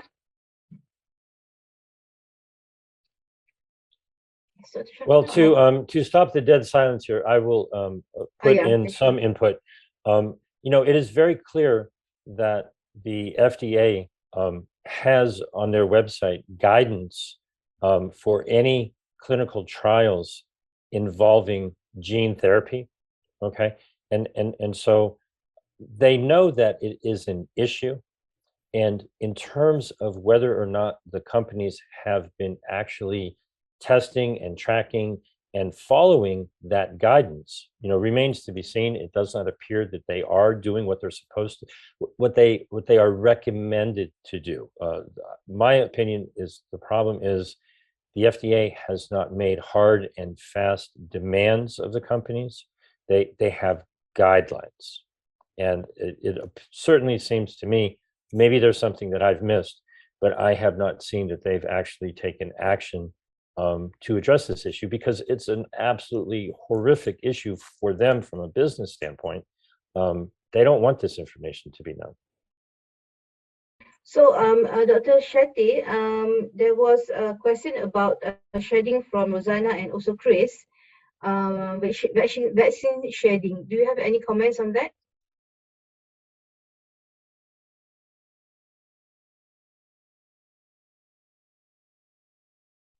Yeah, you have to unmute, Dr. Chetty. We can't hear you.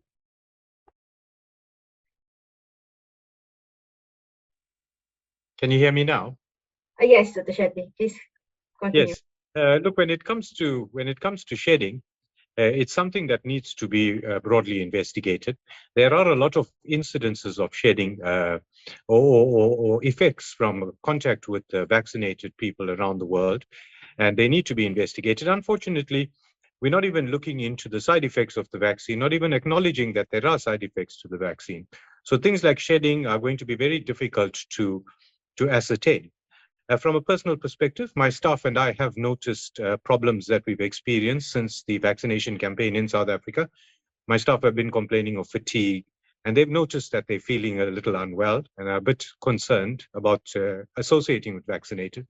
We're also very well aware of clear documentation with women who are exposed to vaccinated individuals and immediately start severe hemorrhage and severe bleeds, menstrual bleeds. We've seen affectation to menstrual cycles and the rest with exposure to vaccinated people. So there is definitely some sort of transmission, be it messenger RNA or spike protein, that is occurring. We're also well aware of the affectation of newborns through breastfeeding from vaccinated mothers. And so that indicates a transmission either of spike protein or messenger RNA. And I think that needs to be investigated. But there's clearly evidence that this is happening. There has been investigation into self-spreading vaccines for many decades now, and whether this is one of them remains to be seen. But this is a kind of vaccine and virus that keeps throwing us a curveball as we start to understand it. But I think caution is duly advised. Thank you, Dr. Chetty. I think Dr. Peter, this will be the question. I think you will be able to answer it, because somebody is asking about abnormal increase in child hepatitis. Is this attributed to the mRNA vaccines?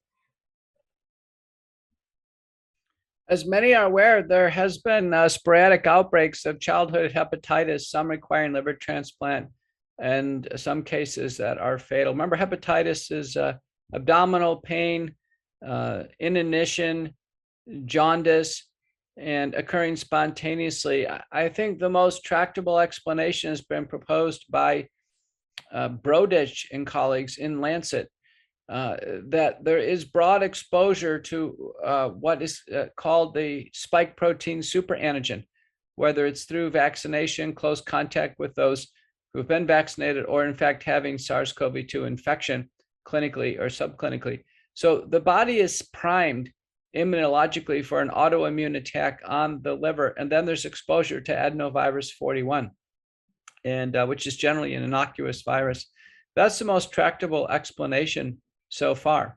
And so there aren't any other pearls of guidance here. Parents just need to be aware that the hepatitis can occur spontaneously, and to seek care. The care for this largely is supportive. But if Brodich is right, this is yet another reason not to vaccinate the children with COVID-19 vaccines, because if he's correct, then this is going to set up for a much larger number of hepatitis cases if the kids encounter adenovirus 41. Okay, thank you, Peter.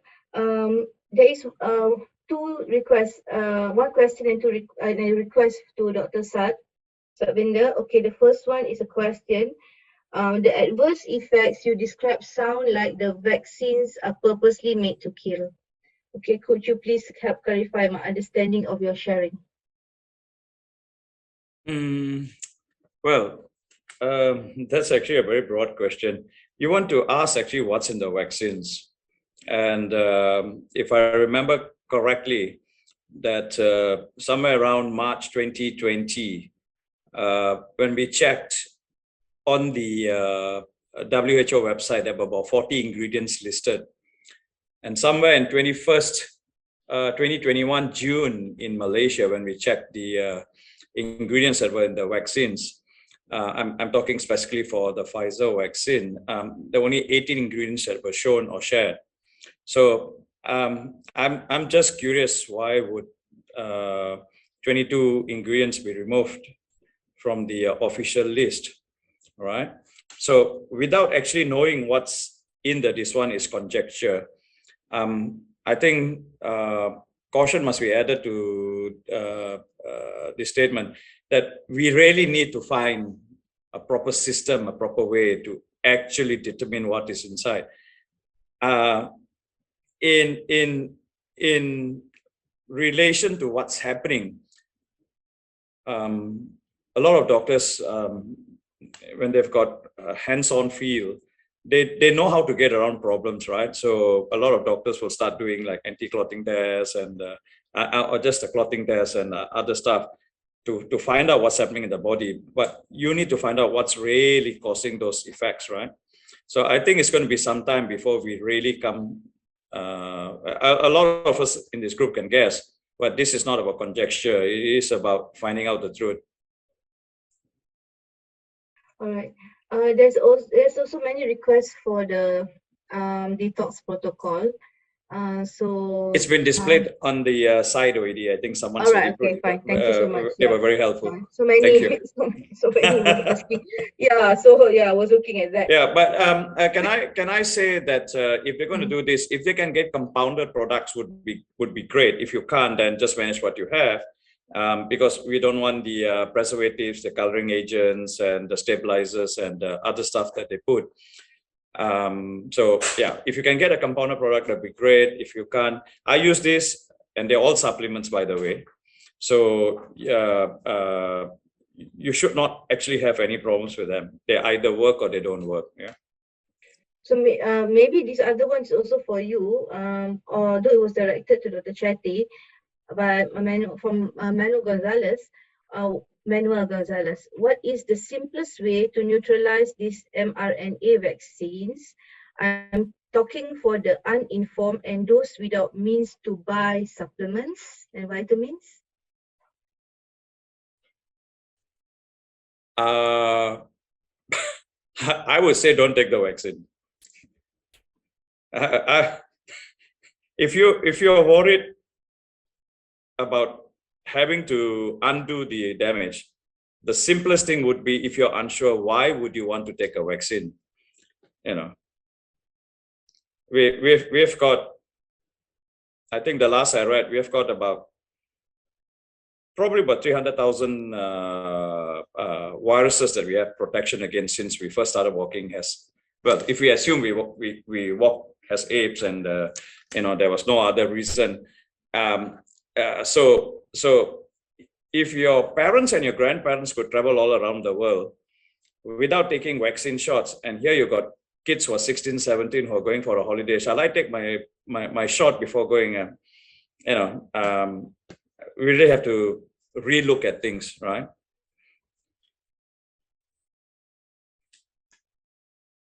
Okay, that's very true, Dr. Satvinder, very true. So, okay, now I've got these two questions which actually now matches with a little bit of the one question we had just now about the marrying non-vaccinated and vaccinated. This is one of them is actually asking that from Sherilyn, I often ask my husband if we have to request for unvaxxed pilots, crews, and also unvaxxed partner for our kids when they grow up. So it was very interesting, a very interesting question. What do you think about that? They were asking. Okay. Should they marry unvaxxed people, and should unvaxxed people be actually in charge of flying planes and all sorts of stuff? What do you think? If I may, I'll tackle that. I mean, one way to think about it for a young person is, if a young person is healthy at baseline, there's no way that taking injections for the genetic code or taking the killed virus injections every 6 months can make the body healthier. It can't be made healthier than what it is at baseline. So the question on the table, as people take these injections and potentially become less healthy, is that going to influence a stable marriage over time? But at baseline, if people are healthy at baseline, the shots cannot make the human body healthier. It's impossible. Yeah. Yes, James, please. Yeah. I actually am going to be traveling on Tuesday, and there was actually great hesitation as to traveling, not because I think there's any way of requesting from the airlines that we have pilots that have not been vaxxed, because unless an airline pops up that is marketing themselves as an unvaxxed airline, one must assume that they all have been vaxxed. The bigger issue is they've had a lot of trouble with cancellations. Airplanes have not been falling out of the sky, at a greater rate. So that gives us a little bit of confidence and security. And oftentimes there's a second pilot. So the odds of two pilots having trouble, would be a problem. But it does appear that airlines have had trouble maintaining their flight schedules because their crews are unavailable for some unknown reason. So I don't think that anybody can ask airlines for that information. They're not given it. But I know firsthand that it was a concern, and I still hope that our travel plans are not canceled because of airline having difficulty getting crew members. Okay. Right. Just for the information for everyone who is on board here, we will not be taking any questions live. So please post your questions into the chat box. Okay. Okay. That's the reason why we are doing that. Okay. Sorry about that. All right. Now, there's a question from Rajesh Paul. The big pharma has made a master stroke by getting governments to allow a mix and match approach with boosters. Now it becomes impossible to really know which vaccine has caused the injury. Would appreciate if the doctors would comment on this. It also brings you to another question. Some parents will be asking which vaccine can they actually give. I think, Dr. Adlina, I think with the mix and match of vaccines, that's a very irresponsible thing to have been doing in the first place. This is a clinical trial, and the results don't come out for a few years still. And so we should have been watching the effects of the vaccine and the side effects very closely. And it is actually irresponsible to change the boundaries of the trial mid-ship or mid-journey. And so I think the mixing of the vaccines, as much as it's been authorized by governments and the pharma industry, it blurs the field completely, and it makes it very difficult to apportion blame to a specific vaccine and its side effects. And that might just be the reason for them allowing this to happen, so that we can play a blame game rather than take responsibility for what we actually are doing. Right. If I may add to that, yes. I put a link into the chat on the Zoom. This is actually the part of the focus of what the FDA is going to be discussing on Tuesday. They, I think, are setting up a false question and answer, okay? They're asking their vaccine advisory committee on Tuesday, what should be the path forward, okay? They've conveniently left out the question of how about if we stop moving forward with all of these injections. That's not one option that they have on the table. But what they are asking is, should other mRNA be included along with what they call prototype or original Wuhan strain? Should companies be allowed to make whatever they want to make, and then it gets even more confusing? Should the FDA choose what the mix is in a similar fashion to what they do now with what I think is an absolutely failed flu vaccine mechanism for pretty much guessing what might work for the upcoming flu season? And so I encourage everyone to pay attention on Tuesday to the FDA meeting, because that is part of the discussion, and they're just simply going to leave out the most sensible option, which is just to stop this whole thing and take stock on how badly it's gone. They're going to change, and all of the companies already have studies that they already know what they're going to do. This is most likely just going to be a formality. I think we've come to the end of the session. Not all the questions I've actually taken. There was some that's actually asking us about where they want to complain.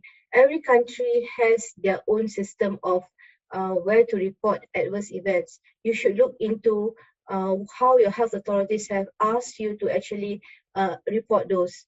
But there are also some countries who have got a separate reporting system for people who do not want to report to the mainstream for some reason or other. So that is also another link that you can also look for. So you have to look for your country specific reporting links. Okay. Now, the other things that before we go, I would like to give 3 minutes to each panelist to sum up what they feel about this issue of vaccination for children, especially those 6 months, to 5 years, and just give us your frank opinion and your advice to the parents here, especially. And I'm sure parents are very, very concerned, okay, whether they should or should not be doing this. We shall start off with Peter.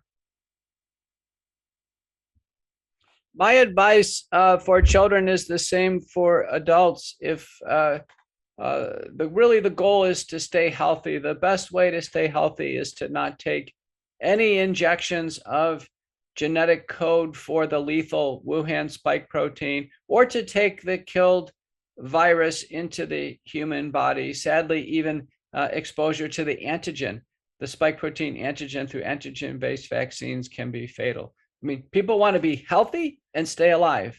The best way to accomplish that is to decline any of these injections. Thank you, Peter. Dr. Shankara Chetty? I agree with Dr. McCullough completely. This vaccination campaign has absolutely no health benefit whatsoever. The virus itself is a very middling, mild virus, and I think our natural immunity has the ability to overcome it. Your children are starting off their lives in this new environment they face, and their immune tolerance to their environment is vital for them thriving for the rest of their lives. We should not be interfering with that at this young an age with something that's proven to be toxic, has not proven any health benefits whatsoever. So like with the adult population, for children, it should be avoided at all costs. It comes with an added responsibility, being a parent, that you're going to make those decisions for your child. Please protect them and say no. Things are going to be difficult. I've had to take my son out of school, even though he's got a scholarship to a good school, because of their vaccination policies. We won't be able to fly. We might lose our jobs. No one said it was going to be easy, but life is precious. And so if we want to protect it, we're going to be forced to do the right thing. So at all costs, avoid these vaccines. Thank you, Dr. Chetty. That was powerful. Dr. Satvinder, your closing remarks, please. I'm going to agree with Peter and Shankara. My sentiments are exactly what they say, and I don't have to repeat the beautiful message that I've actually put on. I know it's going to be a challenge for parents, and I can appreciate for people who work in companies where the employers actually pressure them or force them. But you have got recourse, right? You have got recourse. You have to check if there is actually a proper documentation from the powers that be, the authorities, to the companies that are forcing their what they call employees to take the jab. I would start there. All right. At the end of the day, Shankara said that one line: life is precious. As parents, it's our job to protect our kids, because your kids cannot give consent. Who's going to give consent? You? Me? As a parent, you have to think. All right. Thank you. Thank you, Dr. Satvinder. Okay. Mr. James, please. As I have said before many times, I'm not a doctor. I do not give medical advice, but I do, and I have spoken to people all around the world for a couple of decades now. The advice that I give to everyone is find a better doctor. You have 3 great doctors here who've given you wonderful advice.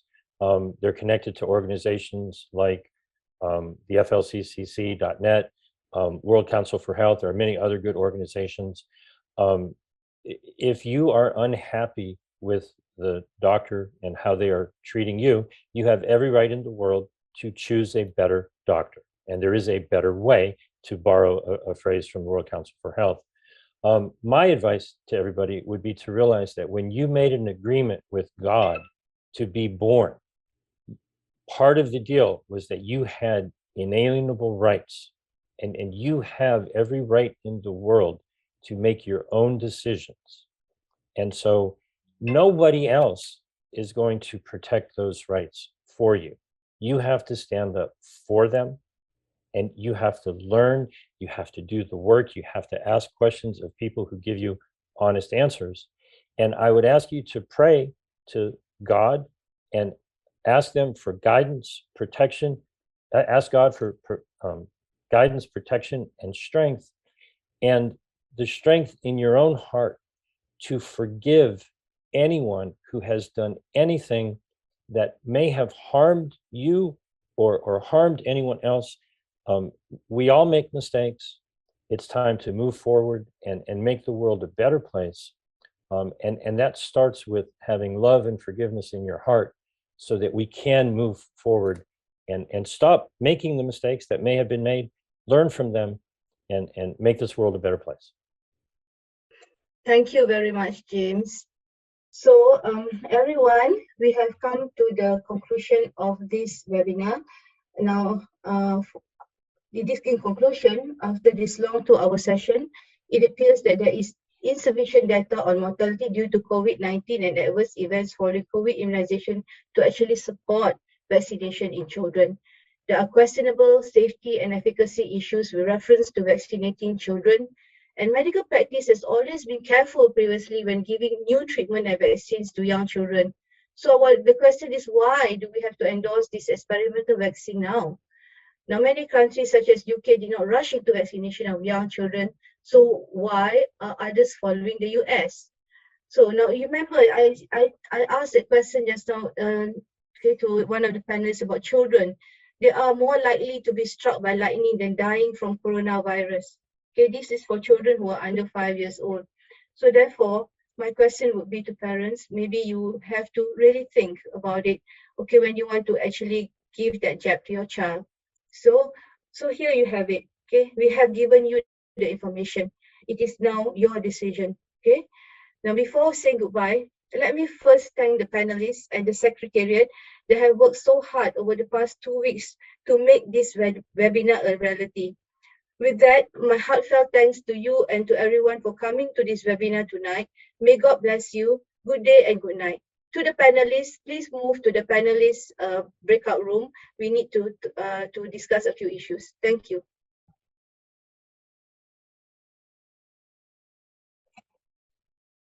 Yes. Can I just make an announcement for all conjunction? We will be having another event on the 10th of July. The 10th of July, we'll be having another event. And this will be on monkeypox. All right, every one of us are concerned about what's going to come on next. So our panelists will be going to discuss this for the next event. So for all of you, when you receive the announcement on WhatsApp, please do send it out and to continue to connect with us on Facebook and YouTube. Facebook, YouTube, and Telegram. You would have received the link on which you came onto our Zoom today. Just continue to connect with us and do Malaysia and the world a favor and continue to spread out the news to wake people up and to get together so that we know that in numbers we are powerful, but if you are fragmented, we cannot make any changes. All right. So thank you very much. We will just continue with our videos right now, and may all the panelists please go to the breakout room so that we can continue with our discussions for our next event. Thank you very much, everyone, for coming on to this Zoom, and may God bless all of you. Thank you very much, and your children too. So please stay on as we'll be playing some very good videos. The videos will go on for about half an hour. Okay. Jamil, can you play the video, please? Jamil.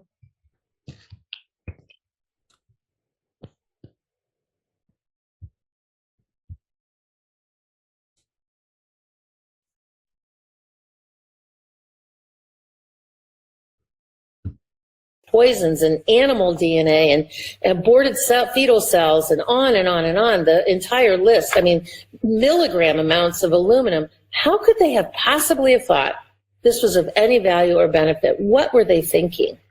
This 2-week-old baby boy died 8 days after his mother got her first dose of the Pfizer COVID-19 vaccine. There's a pandemic happening. It's a murder of people by vaccines. If you want my actual worldview, I believe that we're at war. and that this is a takedown of Western civilization, if not humanity, so that it's an attack on us as humans against, I mean, they're coming after us, they're coming after our children, and they want us dead or sterilized. I just can't even imagine a recipe for anything other than what I would consider mass murder on a scale where 50 million people will die in America from the vaccine. 15 million. 50. 50. Yeah.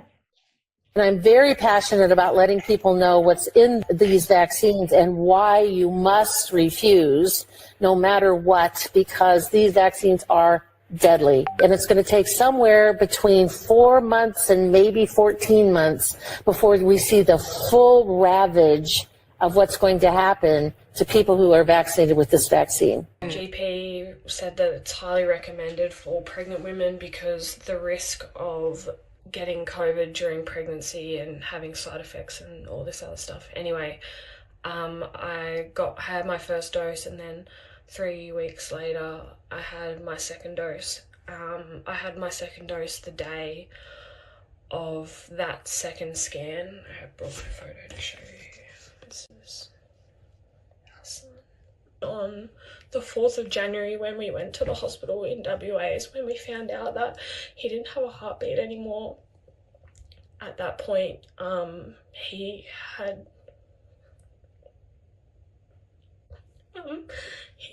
been dead for like 3.5 weeks. Pfizer and Moderna have a problem, and the problem is that their mRNA COVID-19 shots do not stop infection, they don't stop transmission, they don't stop hospitalization, they don't stop death from coronavirus. And so everyone knows, whether it's at the FDA, White House, CDC, wherever, that these shots need to be reformulated. Now, Pfizer and Moderna want to keep $50 billion worth of revenue coming in. And so they want to find a way to try to make these shots work. The problem is, if you change even a single molecule in these shots, well, we don't know how that's going to impact health outcomes. And so anytime you change these shots, you necessarily need to do a new clinical trial. Well, if you do a new clinical trial, it is entirely possible that the clinical trial will fail, or that when it goes through the regulatory review process and people actually get a look at this terrible data, that these shots will be rejected. So Pfizer and Moderna, as enabled by the FDA, have come up with a scheme. The scheme is called the Future Framework, and the idea is to skip clinical trials in perpetuity. And what the FDA is proposing to do, and they're going to vote on this in 5 days. They're going to vote on it on Tuesday, June 28th. And the proposal is to say that any reformulated COVID-19 shots are biologically similar to existing COVID-19 shots. And so therefore they can skip clinical trials altogether. So we won't have any human data at all. Right now we have some data. It's terrible, but it's better than nothing. Going forward, as of June 29th, if this goes through, we will have no data at all. We'll have a little bit of information from test tube studies, a little bit of information from mice studies, but we'll have no human data whatsoever. And this is a nightmare. It is the FDA completely giving up on science altogether. They're losing the game, and so they're just going to throw the chessboard across the room and say, let's just not have any data, just trust us. The FDA has moved from pretending to do science to engaging entirely in fantasy and just saying, believe us, trust us, we're the FDA. That's not science. The Future Framework is the worst idea in the history of public health, and if it goes forward, we will have no science going forward as far as clinical trials in connection with COVID-19 shots. It's the end of science in America. I have a call to action up on my Substack. My Substack is tobyrogers.substack.com. And you can also find me on the Brownstone Institute. And we have to rally the troops. Let's take a look at a video of the collapse of a healthy, robust, fun-loving child to a paralyzed husk in 13 days following his vaccine. Let's watch. There, 13-day timeline from vaccine to onset. Here we see January 23rd, 2021. And they say this is, the doctor said perfectly healthy, healthiest baby you could hope for. January 26th, still very healthy, happy-looking baby. Here we have January 27th, still interacting, still happy, still healthy, smiling. Beautiful little kid. January 31st, here's day 9. He's still jumping up and down, still very active. Day 10, playing with his brother. Day 11, February 2nd, up and about. Day 12, the last selfie. Day 12, he goes to day 13, he's paralyzed. Paralyzed from the neck down.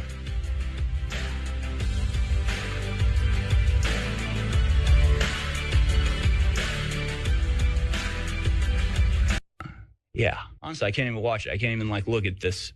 I hate to wake you up in the morning with an image of just like a helpless baby crying as he suffers paralyzation from the Pfizer vaccine. But it's like my duty. It's like if there's just one woman out there, one father, one mother thinking about doing this to their child, and if I can dissuade them of that by showing them what they're risking and then asking them, what the hell is it worth? What are you gaining from doing this? Nothing. What are you risking? Everything. Don't do it. Please, for the love of God, don't do it. I think we're in the middle of an ongoing crime. I've no idea how long it's going to last. I'm convinced that it will be the biggest crime in history. It's global. It has the intent of control, removing everybody's freedom, and I personally think will involve killing further millions, if not billions of people. That makes it a pretty big competitor for the title worst crime in history. It is long planned. I won't bore you with the details, but I've definitely come across information that shows that the components of the deceit that they've used, PCR, exaggerated PCR testing, the use of fear-based messaging through the media, this stuff's been rehearsed by militaries and the people we might think of as the spooks for at least 25 years and possibly longer. So it's long planned, very serious.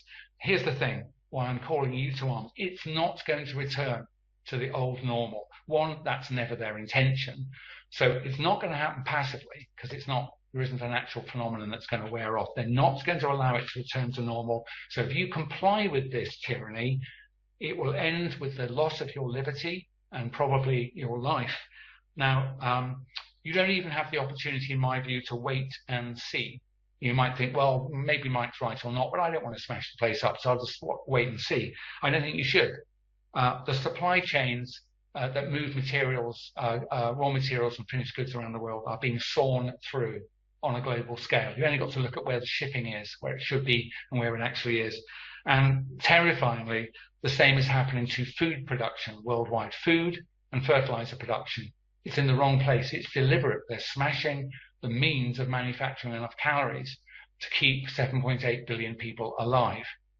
And, where do you think that's going to end? Well, the answer is mass starvation, war, global migration. That's what's going to happen if you and everybody else choose to do nothing at all. Also, economic destruction we can see happening around us. Interest rates will rise on the back of huge debts. That will just cause mass bankruptcies, rolling recessions, depressions, things like that. And I would also imagine loss of confidence in the very thing called money. So any savings you've got, I think they'll just vanish. Literally, people will just say, I no longer trust sterling. I don't want to accept it. And so all your savings are now worth nothing. So if you wait, I believe it'll be too late. I think you already know that I'm broadly telling you something that's closer to the reality than what government's telling me. You're probably like me, terrified. And you probably should be pretty frightened. But I believe that we can head off the worst crimes in history by actively withdrawing our consent and definitely not accepting these digital ID for any reason. If you accept it, they will sweep over us. And so just in the last few words, I implore you to get involved, to use some of what I and others are saying to you. Be brave, actually. You have to be brave now and risk embarrassment, and recruit other people to this cause, and we can roll them over.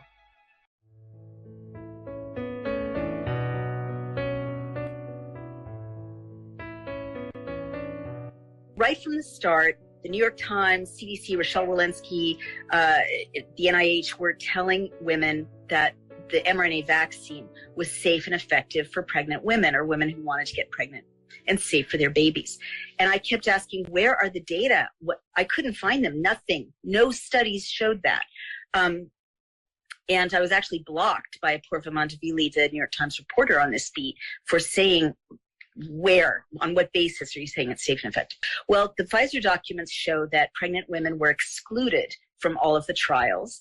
And so the emergency use authorization was based on 0 pregnant women. However, in the internal trials, the documents show 270 women who were vaccinated, and when I say vaccinated, I mean mRNA vaccinated in this case, did get pregnant. 234 of those records are missing, gone. Like by law, Pfizer is supposed to follow those women, follow the birth, follow the babies, and say what happened to them. Gone, outcome unknown. Of the 36 women who brought their babies to term, 28 of the babies died.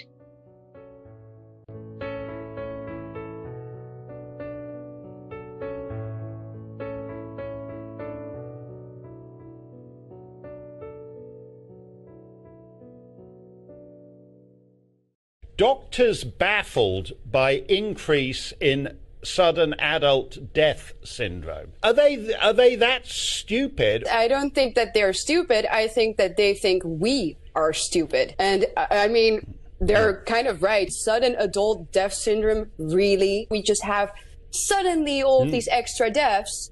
And we have no idea why, but we do know that it's not the vaccine. That's the one thing that they can tell you for sure. There are too many powerful institutions and stakeholders involved here that all have huge interests in us not knowing what the side effects are of this vaccine. And even apart from the government and big pharma, just ordinary people, think about how many people have taken this vaccine and how hard it must be mentally to grasp the idea that you might have taken something that is bad for you and that could cause you all sorts of health problems in the future. And not just you, also your children. So the cognitive dissonance there is huge. We've seen from studies around the world that after a period of about 6 months, the vaccine efficacy actually drops below baseline, means it has a detrimental effect on your immunity. And that detrimental effect on your immunity is going to show up with the re-emergence of latent illness, viruses that were latent. So we've seen the re-emergence of Epstein-Barr virus. We've seen shingles re-emerge, herpes zoster. We've seen a lot of the worsening of TB in certain patients. So we expect with the immune suppression, there will be a re-emergence of certain infections. Also, with this immunosuppressant effect, like HIV has, we're going to see the re-emergence of cancers that were in remission. So those patients that had cancers, that were in remission, that had good immunities and kept those cancers in remission, are now going to have their immunities damaged and those cancers are going to resurface. Unfortunately, that's going to be seen as a predisposition and won't be attributed to a vaccine effect. So that's something else that we need to look out for. And if we keep our eye again on all-cause mortality, we need to look at this from a very distant view to compare to previous years for us to understand the full ambit and potential of this toxin called spike protein. The FDA is poised to authorize these deadly vaccines to children as young as 6 months old, and humanity does nothing. Today, we want to provide an update on a topic that I know many parents and grandparents are focused on: the potential for the first COVID-19 vaccines for kids under 5. We have waited a long time for this moment. Well, guys, here's some good news. The Biden administration has finally announced a vaccine rollout plan for children under 5, and they've ordered 10 million doses. That's great. Right now, kids are like, oh my gosh, we could finally meet up for drinks.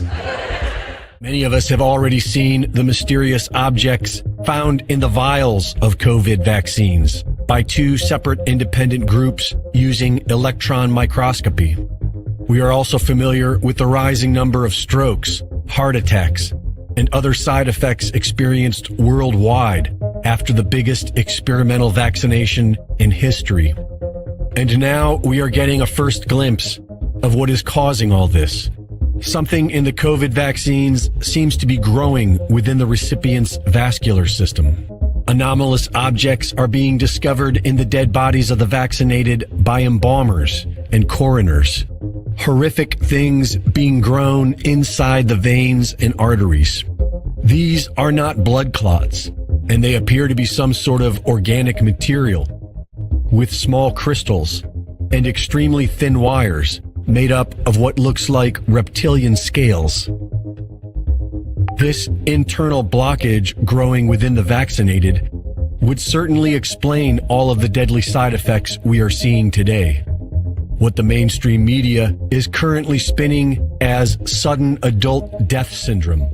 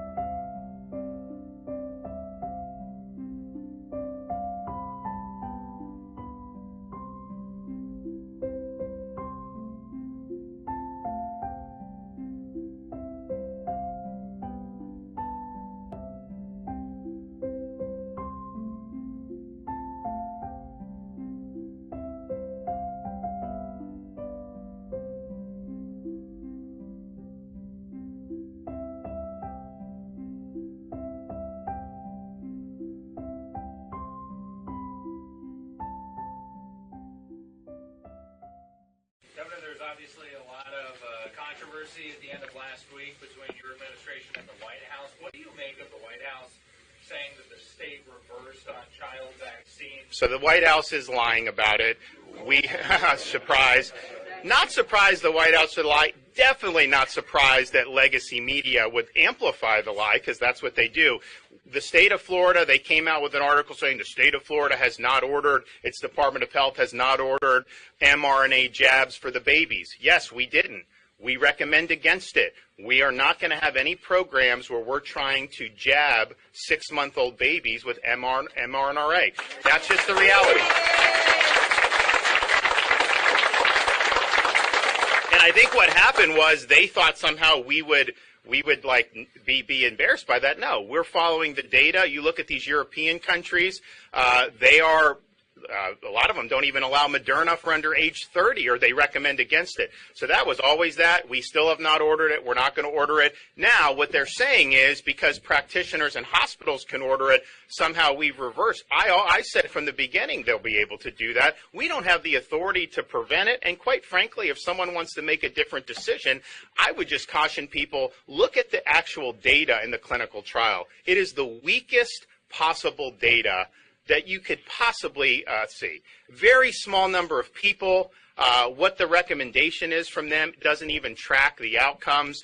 It was something that, but people can ask their pediatricians. They can ask their doctors. What's the evidence of protection against severe disease? There was none in the clinical trial. But that's something that people would do. But for us, Joe Latipo, our Department of Health, has looked at it. There is no proven benefit to put a baby with an mRNA. So that's why our recommendation is against it. That's different than prohibiting the use in Florida, which we don't have the authority to do. And quite frankly, we're confident people can make their own judgments on it. But I would say when you look at the trial, one of the things they did not have babies or very young kids who had recovered from COVID in the trial. So we don't know what this will do for people that have recovered. But in their recommendation, they are recommending giving the mRNA shot to people, young babies and kids that have already recovered from COVID. They don't have any clinical data on that. And people have looked at some of this stuff and have recognized how that, and you know what? The White House is bragging that we're the only country that is trying to do mRNA shots for infants. And I'm just thinking to myself, well, wait a minute. There's nothing wrong with being the Lone Ranger if you're right. But the other countries in Europe that are going a different direction, similar to the direction Florida's gone, they have been right on COVID way more than Fauci and his crew have been throughout this whole thing. Remember, these are people in Washington that rejected the idea of natural immunity.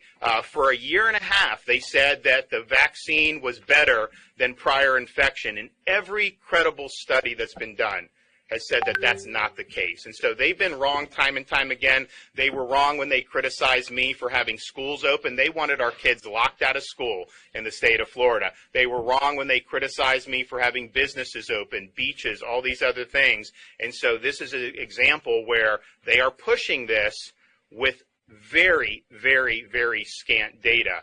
But again, people can make their judgments, but ask questions. And the fact of the matter is, I think what this whole year and a half has shown us is these regulatory agencies in the federal government have basically become subsidiaries of the pharmaceutical companies. They are not independent regulators. They basically are there to rubber stamp what Pfizer wants to do. So people can make their judgments on it, but we have not ordered any for the Department of Health. There's been absolutely zero change in our recommendations. And the recommendations, remember, we were the first state to recommend against 6 to 11-year-olds. We never had any state programs for any of that. There have been some practitioners that have ordered it, and some have gotten it. Most parents are not giving it for the kids with the mRNA, but some did, and I think it's the same thing. So this is a continuation of our policy that we've had in place really since the spring.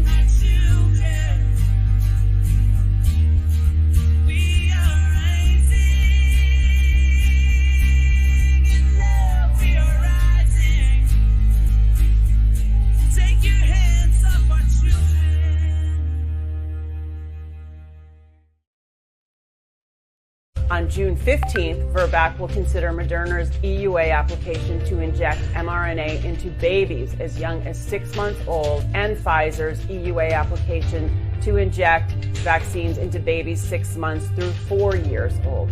These proposals are reckless. I'm urging you to take a stand and make your voice heard. Tell the regulators not to authorize these minimally tested injections. These shots were only tested in small groups of children for short periods of time. We don't know the long-term effect. These proposals are reckless. We know that the vast majority of American children already have natural immunity to COVID, yet these shots are dangerous and carry very real risks. The evidence is overwhelming that these shots cause myocarditis in kids, heart inflammation, which is why the FDA has held up this application for a year and why Nordic countries have banned its use in this age group.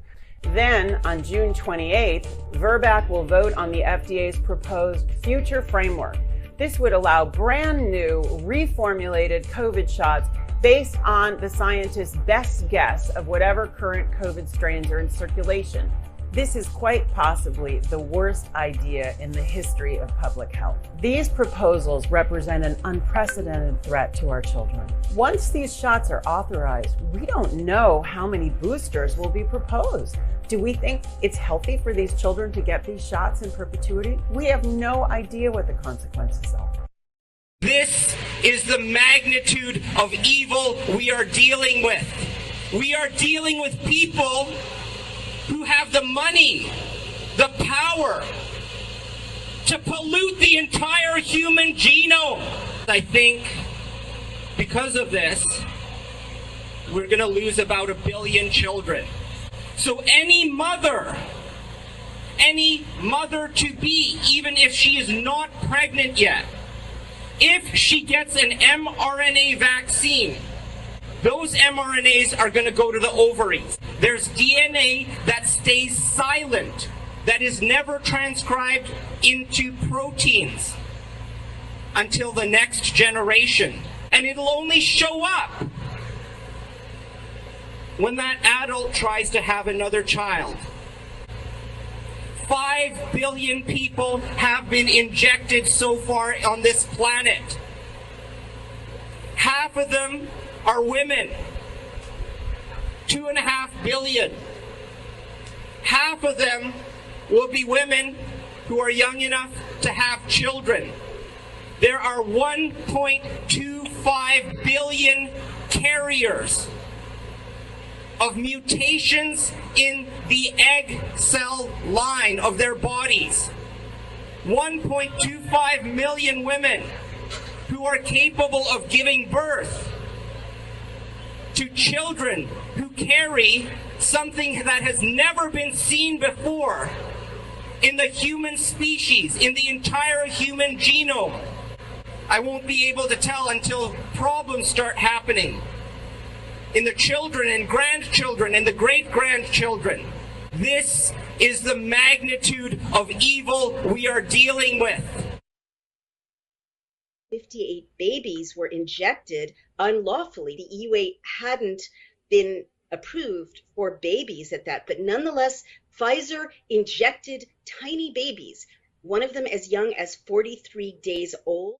This is a publication by 2 Israeli reporters named Ranit Feinberg and Yafa Shiraz, and they have looked through the VAERS database, and 58 cases of life-threatening side effects in infants under 3 years old who received the mRNA vaccine, and then it's unclear if some survived, and it's also unclear why these infants were vaccinated. Legally is in the FDA will not be able to argue that it did not know. They know that babies were injured by mRNA vaccines. These records show that the most common serious adverse events to tiny babies were life-threatening bleeding, anaphylactic shock, encephalitis, neuroleptic syndrome. What can we do to hold these doctors accountable for pushing these jabs that say they're safe and effective? What can we do? Yeah, well, safe and effective is a lie and violates our federal truth in advertising laws. The state of Kansas, their legislature took the ads off the media because they looked at the data and said, this is a lie, they're safe and effective. So at least one state in the United States has said, look, stop this false advertising. What can you do? Okay, can you sue these big pharma companies? No, they're protected by the CARES Act. But what you can do is you can sue your doctor for not giving you informed consent. If you are injured by a shot or you know somebody who's injured by a shot, you need to file a suit against a physician because nobody in the world got informed consent. They didn't tell you about antibody-dependent enhancement. They didn't tell you about the risks of myocarditis. You can't get a J&J under age 18 now because the federal government at least admits now that it is the clot shot that I called it over a year ago because J&J causes excess clotting. But you know what? Pfizer and Moderna, there are more reports in the VAERS system of clotting than there was for J&J. And yet they put a black box warning on J&J and not on Pfizer and Moderna. They cause clotting. They are known to cause myocarditis. If a physician is giving these and not saying, look, these can cause clotting, these can cause myocarditis, these can cause acute anaphylactic reactions and death because polyethylene glycol, they're not giving you informed consent. If they don't, like you go to the grocery store and read that box of whatever you're going to buy, you can read all the ingredients. Unless you can have a list of all those ingredients and all the adverse side effects, which are thousands, then they're not giving you informed consent. So what we need to start doing is holding physicians liable because the physicians are forcing an experimental shot onto humanity which violates their oath and their ethic. Any physician giving this and not giving informed consent is putting you involuntarily into the largest trial on humanity ever. And so they've violated their oath. What were they thinking? How could they possibly have thought injecting their children with all these poisons and animal DNA and aborted fetal cells and on and on and on, the entire list, I mean, milligram amounts of aluminum, how could they have possibly have thought this was of any value or benefit? What were they thinking? This 2-week-old baby boy died 8 days after his mother got her first dose of the Pfizer COVID-19 vaccine. There's a pandemic happening. It's a murder of people by vaccines. If you want my actual worldview, I believe that we're at war and that this is a takedown of Western civilization, if not humanity, so that it's an attack on us as humans against, they're coming after us, they're coming after our children, and they want us dead or sterilized.